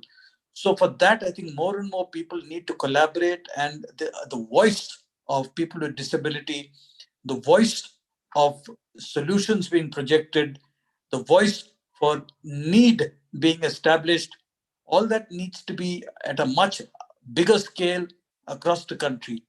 And unfortunately, we tend to bicker with each other. There are so many differences. People don't want to work with each other. Our egos come in the way. And therefore, I think, this is something which we need to think about. The last point I'd like to kind of leave with the forum here today is that, accessibility has become such an important topic in this country, whether it's people with vision impairment, whether it is for the poor, whether it's for the socially deprived, whether it's for women, whether it's for different languages. I think accessibility as a phenomenon and as a kind of part of our DNA has to be probably developed right from childhood. And therefore, when we talk about reading, writing, arithmetic, communication, and so on, as essential skills and values that children need to grow up with, I think accessibility needs to be introduced as a subject, as a thought, as a kind of part of life. I think right from very early in our childhood, so that our next generation grows up with accessibility in their DNA. So with this, I would like to open the floor for questions. All the 4 speakers are available. Homer and I am also available. Fire away your questions. So all you need to do is either press Alt Y and raise your hand, and then your question, or you can write your question in the chat box, or you can actually, if your camera is on, you could actually raise your hand. Don't unmute and just speak, because then there could be pandemonium. Nobody will be allowed to unmute themselves. So unless they raise their hands, we cannot unmute them. Okay, so Homer has promised that every question will be answered to the best of the ability of the platform today. So go for it. Till we get some hands going up, I completely agree with you, George. And thanks to all the 4 panelists for being a part of the show on the invitation of Bookshare. The systems, the ecosystems need to reform right from the schools to the colleges. Unless we agree on that, things are going to be still scattered. Some people might have the opportunity, some might not. Some states will go ahead, some states will not. So we need to standardize this progress, this march towards accessibility. We need to agree on a framework. And that is where Bookshare has been trying to work out of the box, trying to get organizations to accept change, accept positivity in terms of education, give opportunities to their students who are looking up to those schools and colleges for education, for valued education, for meaningful education. Unless we give them the right education, we're just giving them a tag, as George rightly pointed out. We're just giving them a tag of educated, but still they remain unemployable, unskilled, and that is the crust of the problem that we see today. That cannot change overnight. We need to reform our systems, as Ramkamal said, right from the beginning, right from the schools, right from senior KG level, when the child starts writing ABC and CAT. That is where we need to incorporate technology, give them a chance to become citizens who can live a life with dignity. Okay, we still don't see any raised hands today. Surprising. The message seems to have gone out very clear. Yes. Yeah, Hamiaji, I'd like to add one more point here. Like, as you say that the choice of education also. Okay. Children have to be given their own exposure and choice of education also. Okay, right from the school authority. Okay, the right to education is one, and the choice of education, particularly we could find so much of aspiring children who want to venture into other areas like science. It can be arts. It should be as per their choice. Okay, it should not the system should say that you should be learning this a lot, right? So this probably even it can be anything, government or government aided or private schools, right? As any other child is able to take a choice, select subjects. Okay, this should also happen, and that will really create a demand. Particularly, okay, I should make things accessible for this, right? There are a couple of things, Shankar. The request from yeah, George, go ahead. Yeah, there's one Akanksha Singh who has. Yeah, I'm just going to allow her to speak, and there's a request on chat where somebody's requested the contact details of the panelists. So, panelists, if you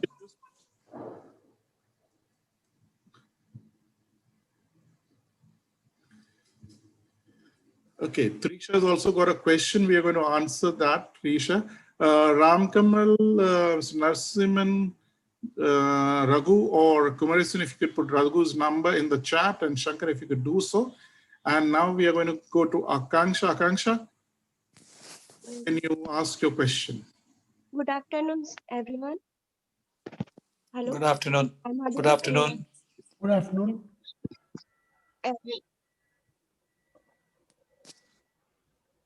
Akanksha, बताइए. हाँ जी, बताइए. Sir, I'm just saying in Hindi. हाँ जी, आप बोल सकते हैं, हिंदी में बोल सकते हैं, कोई प्रॉब्लम नहीं. हाँ भी, yeah. आप सभी को दिवाली की हार्दिक शुभकामनाएं एंड थैंक यू इतना ब्यूटीफुल सेक्शन देने के लिए, और आप लोग इतना अच्छा सभी कार्य कर रहे हैं उसके लिए भी thankful.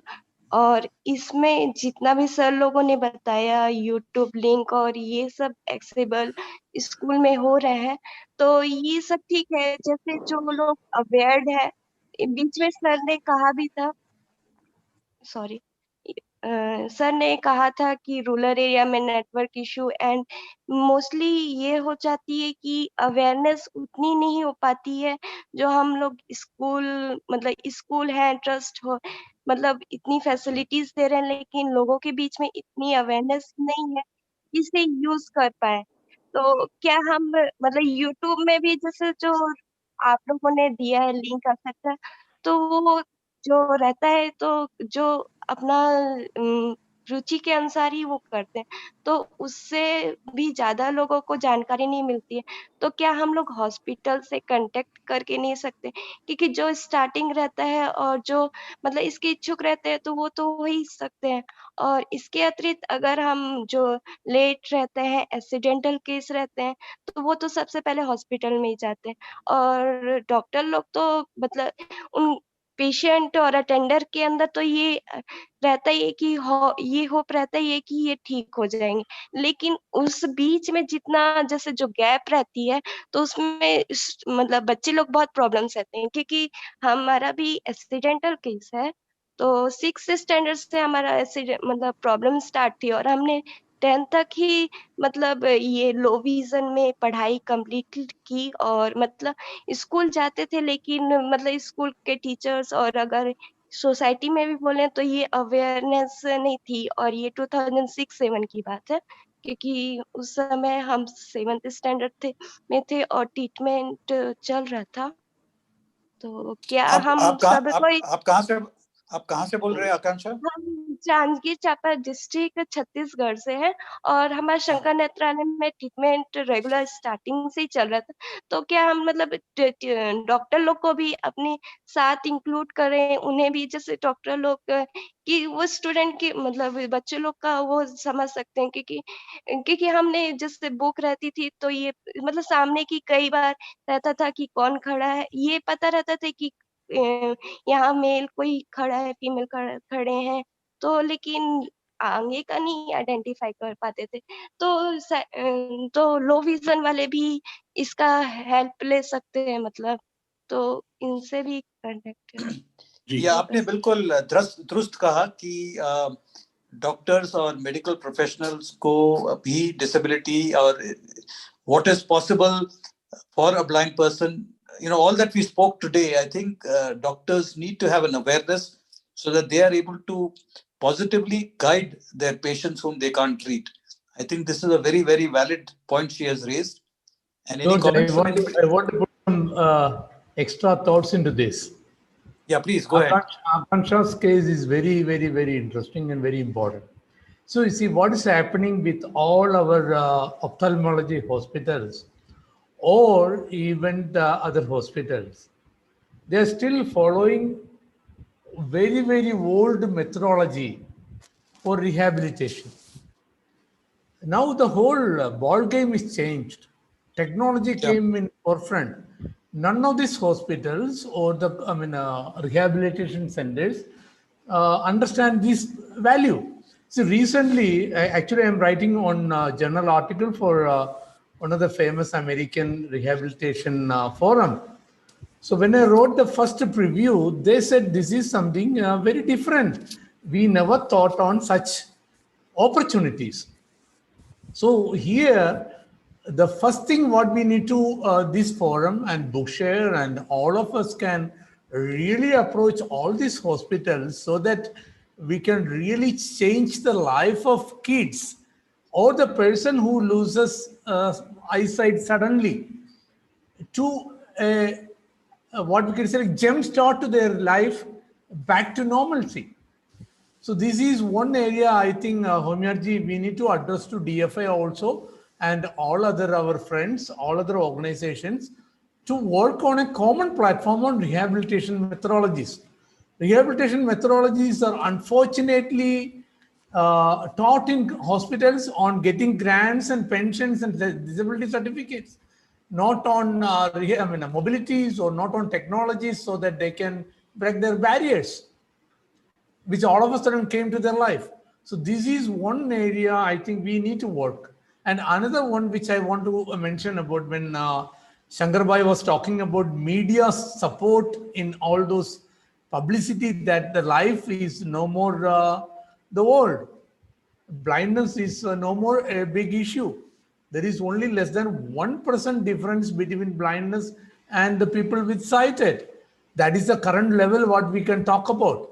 And within 3 years, consider this as a prediction from myself, that the visually impaired or the people with print disability will surpass the sighted community with the advancement of technology with AI.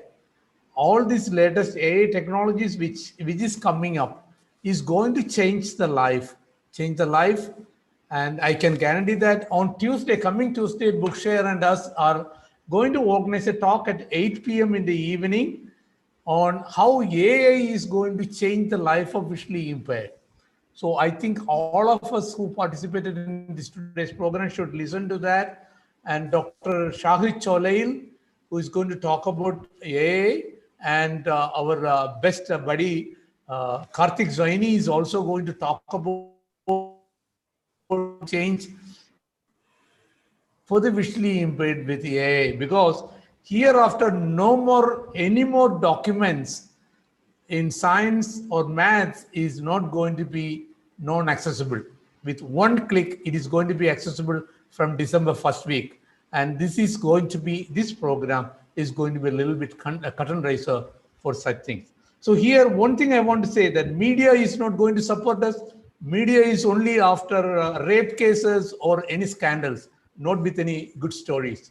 So don't even think about media. We need to work and show and demonstrate wow cases using social media to the public and make a big awareness program across the globe that visually impaired is no more a door to poverty. It is a door to opportunities.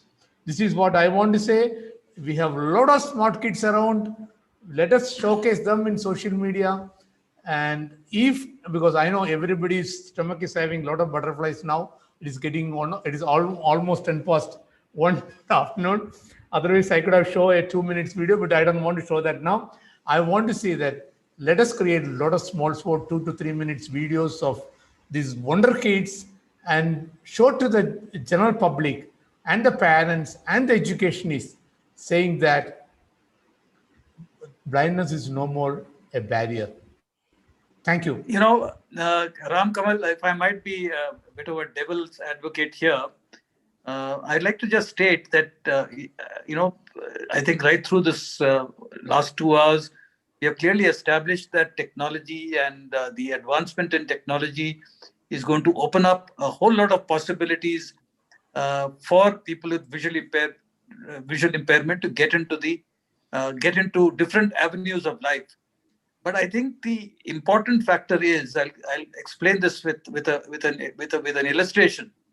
The Supreme Court of India had launched an integrated knowledge management system for the courts across the country a few years ago, and this system was inaugurated by our Honorable Prime Minister. It was a digital integrated management system of cases. So all cases that have been kind of ruled in the Supreme Court, various high courts, and the lower courts will be kind of digitized. Now, we also need to remember that there are so many law schools across the country where a number of blind students are studying.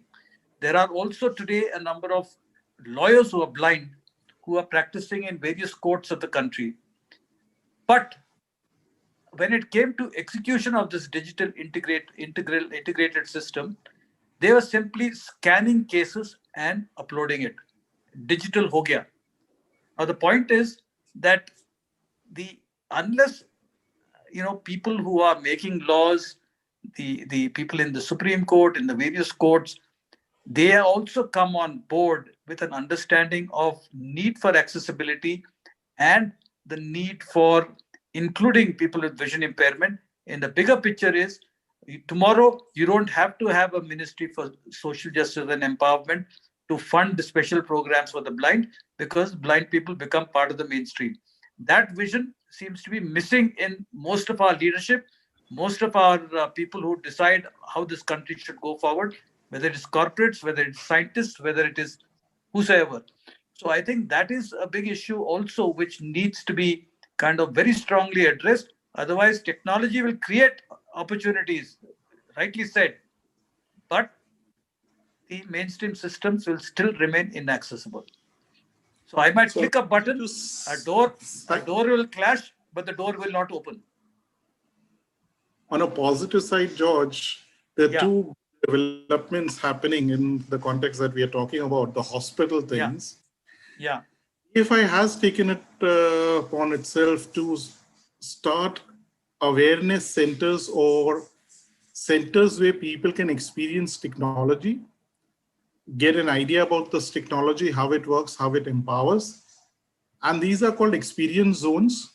And these are now being started in collaboration with different major eye hospitals across the country, where they are putting up these corners where all these computers with screen readers and phones and all that is being put up. Even the staff in that technology zone or the experience zone is being trained. I know it's a beginning, it's not happening everywhere, but the thought is there. Thanks to Akanksha, yes, we are in the right direction, but India being such a big country, the demographics of it takes time to implement. Secondly, another positive news, like what Shankar was saying, the government of Tamil Nadu is putting or taking baby steps towards accessibility in the text material and the academic material. Similarly, the Ministry of Goa is moving in a similar direction. So we are getting some very positive signals from the Chief Minister's office in Goa. And hopefully we should be moving in the right direction in that state also. So there are some baby steps happening here and there. We need to showcase these steps. We need to bring out these stories to the larger world. We need to explain, because I understand the rules are there, the mandates are there, but the ignorance is also there on part of the general society, because it's not their day-to-day business to learn accessibility, to know about accessibility. And that is the main reason why things are not accessible. It's not that they don't want to. Some of the initiatives are just stopped because people are ignorant. We need to bring knowledge and change the mindset. Yes, there are obstacles. There are some people who don't want to change. Let's not talk about them. I would like to add something here, that Pune's Ophthalmological Society is setting up an institute, kind of a rehab thing, where they'll be setting up computer literacy, employment, and supporting the kids and people who lose their sight, like the way Akanksha said. No, this is a very great, tremendous initiative. And I think it needs to get a lot of publicity so that other ophthalmic societies also kind of follow suit. Yeah, basically, thanks to people like Zainab who has been pushing this initiative. She has been after this. She has been running after them and trying to create awareness amongst the ophthalmic society. So we all need to play our part.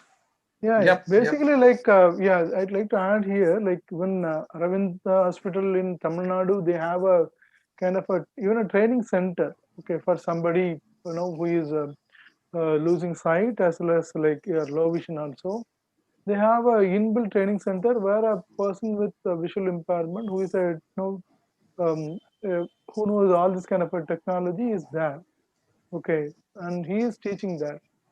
Okay, so this is one step Aravind has taken, and I'm not sure about like how it is happening in the other branches of it. Again, Shankar Nethralaya also, like in Chennai, there are even me and Raghu would be often receiving inquiries, particularly from Shankar Nethralaya referring to us actually at Karna Vidhya Foundation or to Anna Centenary Library, where we have a kind of a section for person with visual impairment, where people take the first step and then decide, like, and we have guided so many people through that. And I'm not sure like whether this is happening at the branches level now. Okay, even LV does it, Shankar. Yeah, LV has the biggest, one of the big institutions there. I don't know like whether this is all being, even 2 weeks before, Narayana and Nethralaya from Bangalore, they were in touch with me and they were asking for all this kind of guiding people, and they have also contacted a few more people to me also on this regard. So I think it's happening in a kind of again in a silos level, next level. Okay, probably we may have to convene all these people and then put them all in highway or some common forum. Okay, wherein like on 8th of October in Pune, we did a whole seminar and awareness kind of a thing for the doctors online. So doctors came in from most of the parts of the world or whatever, because they had it on YouTube also. So we did demonstrate to them that, when you they know that sight, things are there, they know that, but it's not like, when you do it webinar and all that, No, it so is the kind of becomes a fortunate one-time part of affair. It should not the be like fortunate, one-time affair. Yeah. but the Okay, fortunate Shankar, part is yeah, finish up.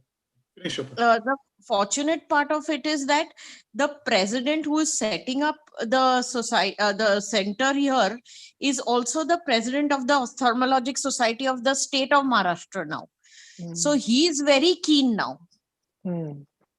That's what I'm telling you. Like, it's happening in each of the states like this. As I tell you, like in Tamil Nadu, they're all in touch with many of us, and no, but like at least like they refer few at least. Though they are not referring all the people. Certain people they handle by themselves. They refer few people. Like that's happening.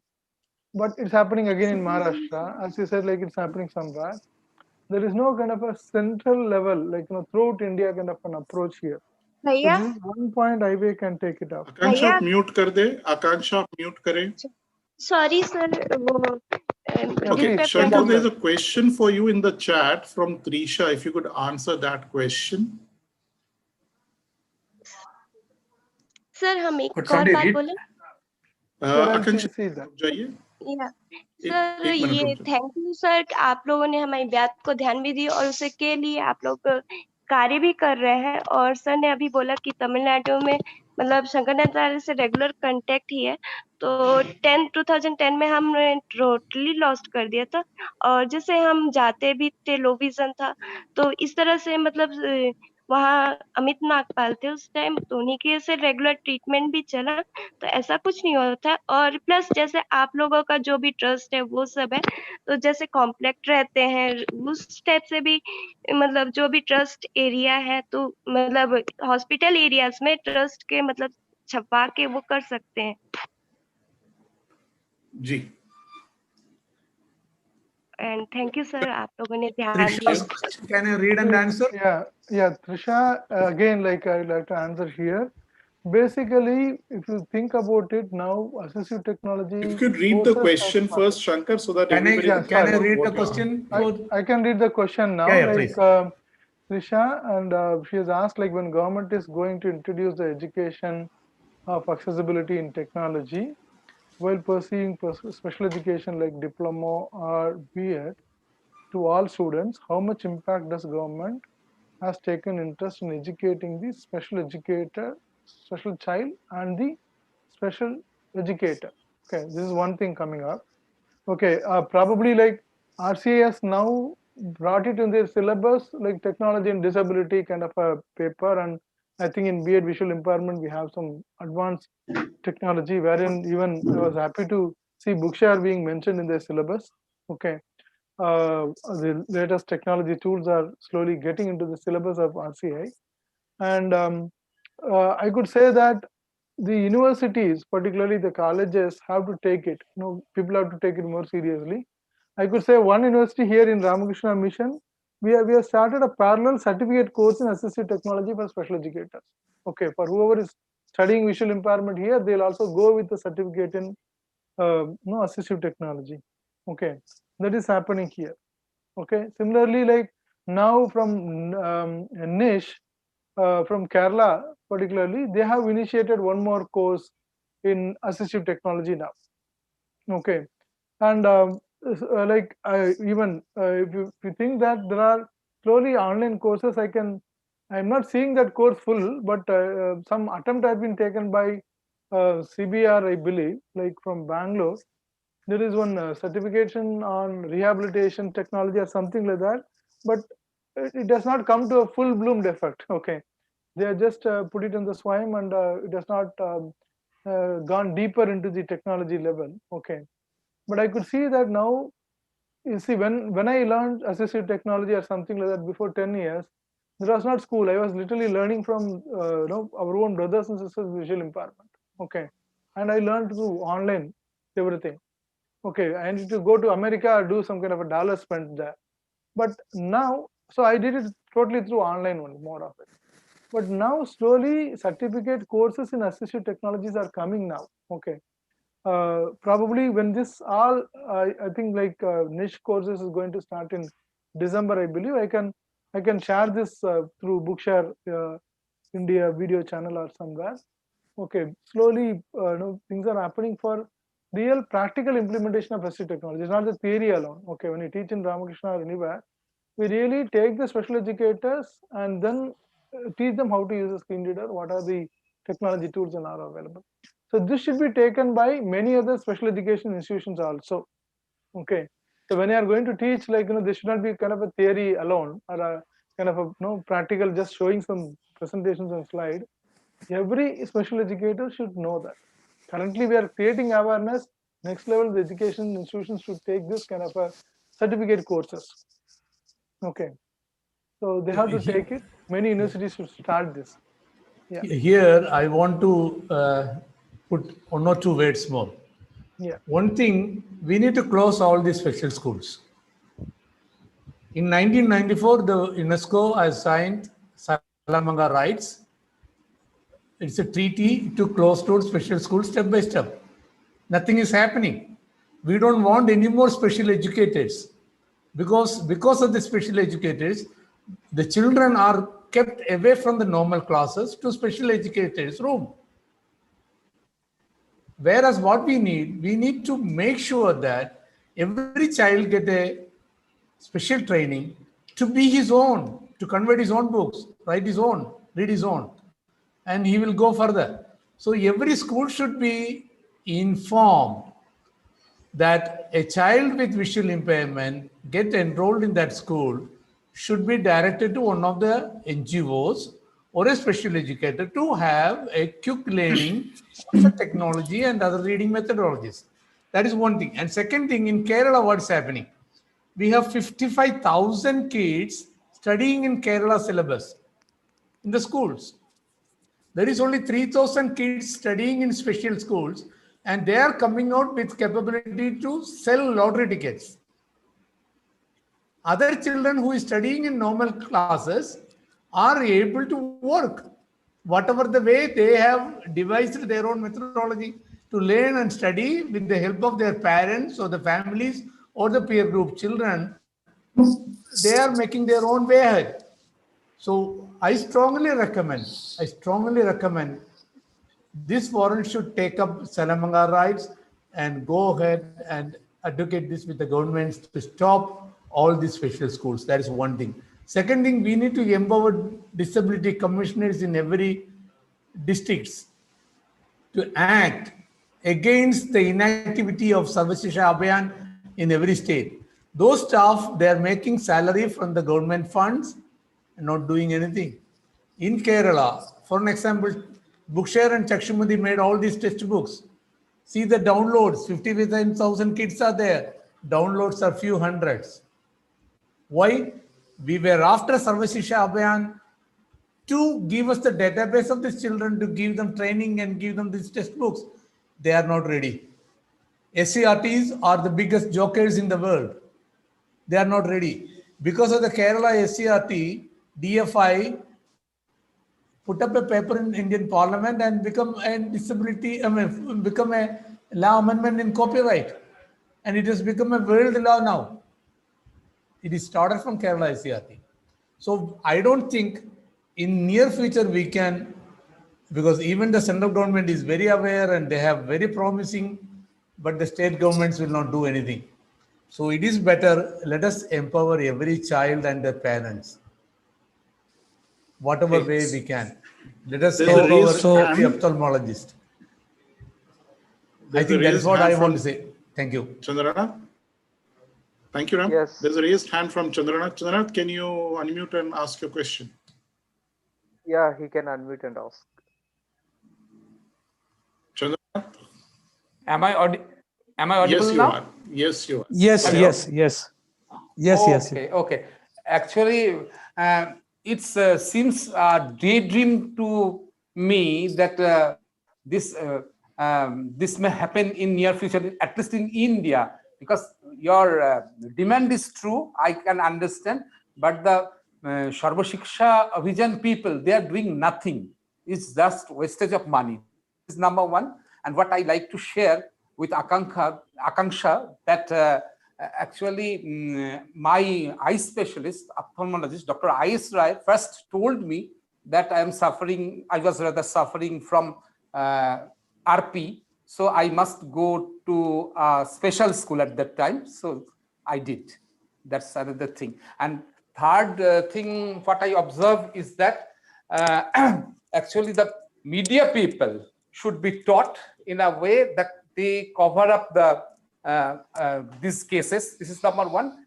And the administration, particularly, I like to inform you another very important thing. That is one Mr. Kimba Hunnaiya from Karnataka has become an IAS, visual impaired IAS, and he recently has been posted to West Bengal, but he has not been endowed with charges. He has been kept aside. This is another important observation I like to share here. Thank you. Thank you, Chandra. There are many IAS people without any assignments because the scribe did the magic. In fact, I've been wanting to say this. Can you hear me? George, there are a couple of hands raised. Can we go to them? Okay, let's go to them first. Justin Phillips is there. Let me unmute him. Yes, he can unmute himself. Yeah, Bangalore. Yeah, good afternoon. Good afternoon. So under the new education policy, SSA is going to be renamed as Samagra Shiksha Abhiyan. And talking of which, regarding the new education policy, has any institution been able to interact with the government about how our voices can be addressed in the new education policy?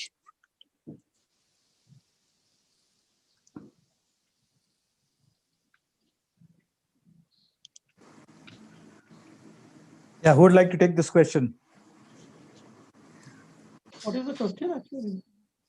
Yeah, the question is, in the new education policy, are there any organizations engaging with the government so that the voice of the people with disability would be heard? Already, there are many organizations, even in fact, I myself have also been a part of it in submitting complementary, alternate ideas and information to be added and to be modified rather. And somewhere there are many changes to be done within the new education policy. We have done even from Tamil Nadu, there are organizations we have submitted, even from Delhi, there are organization which I was also a part of it, given some thoughts on that, have submitted, and but we are not. I am not aware of the follow up. What exactly the outcome of those submissions. Adding to Raghu, the first program that we did in this series, that was on the 1st of November, Dr. Bhushan Punani from Blind People's Association elaborated quite in detail about the act itself, the policy itself, and the changes that have been suggested and who's doing what and all that. So it's there on the YouTube channel, Bookshare in India Bookshare on YouTube. 1st November, that's the first part of the post-pandemic education for persons with visual impairment. So please refer to that, Justin. You should be able to get your answers there. And Dr. Punani is one of the leading persons who's working on this, along with people like Dipendra, Dr. Sam Taraporwala. So there is action. Feel free to write to us and we shall connect you to the right people and you could also contribute. Okay, thank you. Any other questions from anyone? George, you wanted to say something before Justin came in? Yeah, I think there needs to be a kind of a common slogan, like the BJP has a slogan which says Congress Mukt Bharat. So I think from our point of view, a scribe Mukt Bharat is something which would actually address a lot of ills. It would boost up technology, it would change education, it would bring in, if that is an aspiration that every blind person can have, then I think we'll be well served. Wonderful suggestion. I think you are the media man. Why don't you write a blog on it? That I will, and I might just get shot for it also, because right now, anyway. But I think that's a vision which we all need to work towards. Because if you look at, you're absolutely right, because that's the core problem. The moment you start reading and writing with using technology, that takes care of everything. Yeah, and I should not be saying it in such an open platform, but I think we need to realize that while Braille has been a fantastic benefit and value add for people with vision impairment, but I think it is great for empowerment.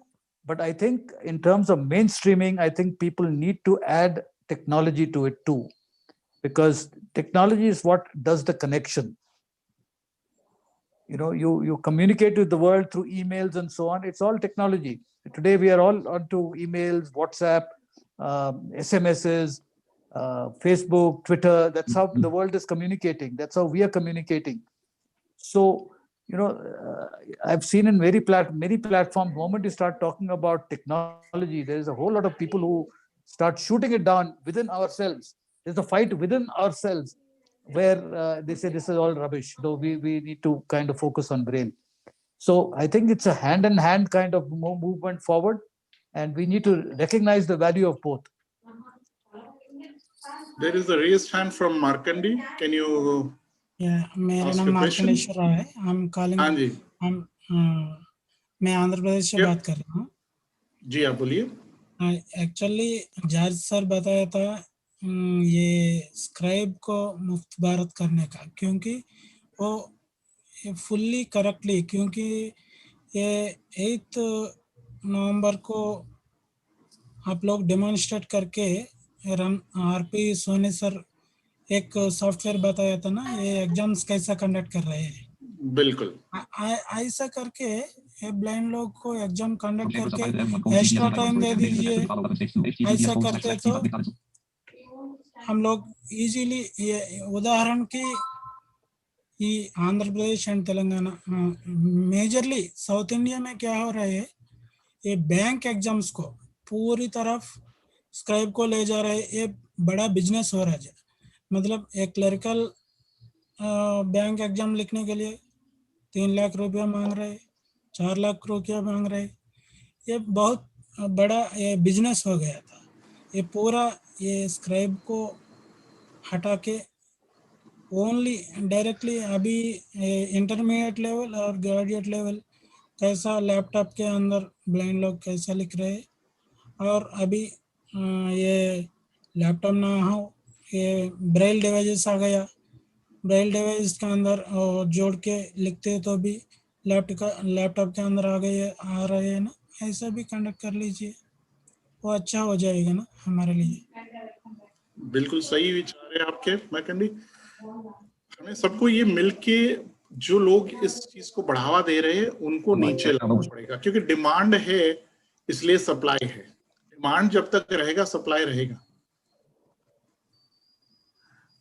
तो ये इसीलिए हमारा शिक्षा प्रणाली शुरू से ही technology, अगर लोगों को स्वाधीनता या स्वतंत्रता, they make them independent right from class 5, 6, 7, then this whole demand for scribe will drop. इसी में बुकशेयर के कुछ जो हमारे अभी प्रोग्राम्स चल रहे हैं उसके बारे में बताना चाहूँगा. Bookshare has been working with a few blind schools. किसी का मार्कंडी आप म्यूट कर दीजिए, आपके वहां से ऑडियो फीड आ रही है.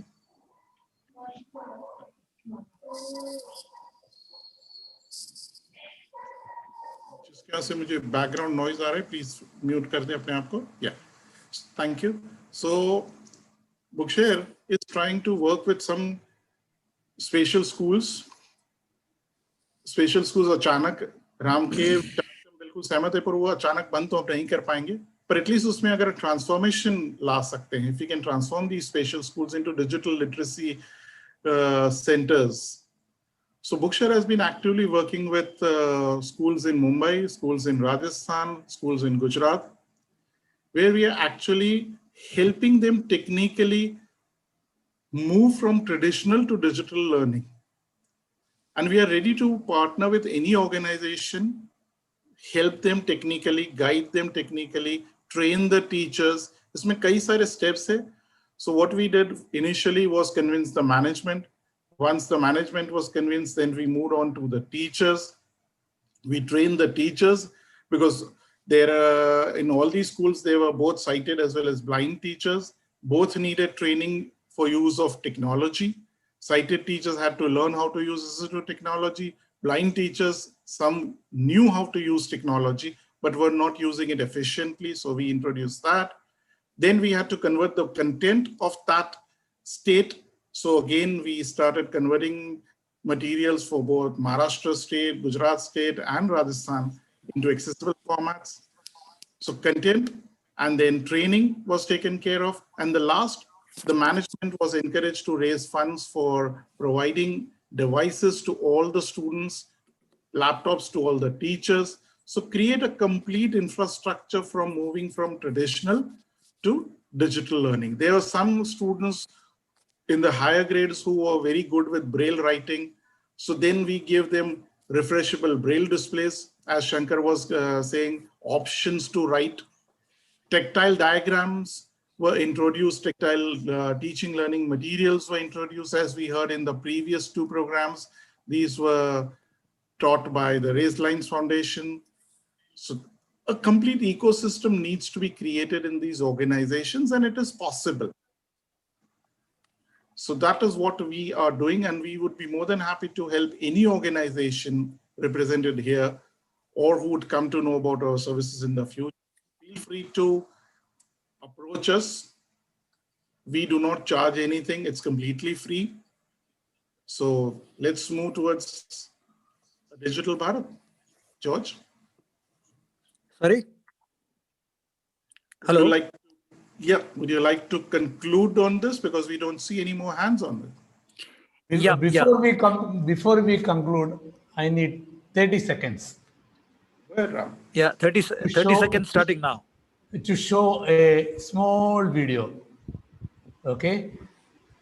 And become blind is not your choice, but staying blind is your mistake. Matthew Abraham. He is one of our young boy, and we are coming out with a lot of things like this, because how we can stay out of blindness is the question we were talking about. Thank you all for today's presentation. Thank you, Bookshare, for keeping this platform open for everybody. Thank you. So I like to kind of say that the last 2.5 hours odd were very engaging and very relevant to the times. And I'd like to thank Bookshare for creating this series of three webinars. And I'd like to specifically thank Ram Kamal, Raghuraman, and Narsimhan and Shankar for sharing their valuable experience and projects, which actually shines like a beacon, giving us a hope for tomorrow. And I think there is need for people to come together so that this voice is heard. Otherwise, we'll all be little voices scattered across the country, which people will ignore.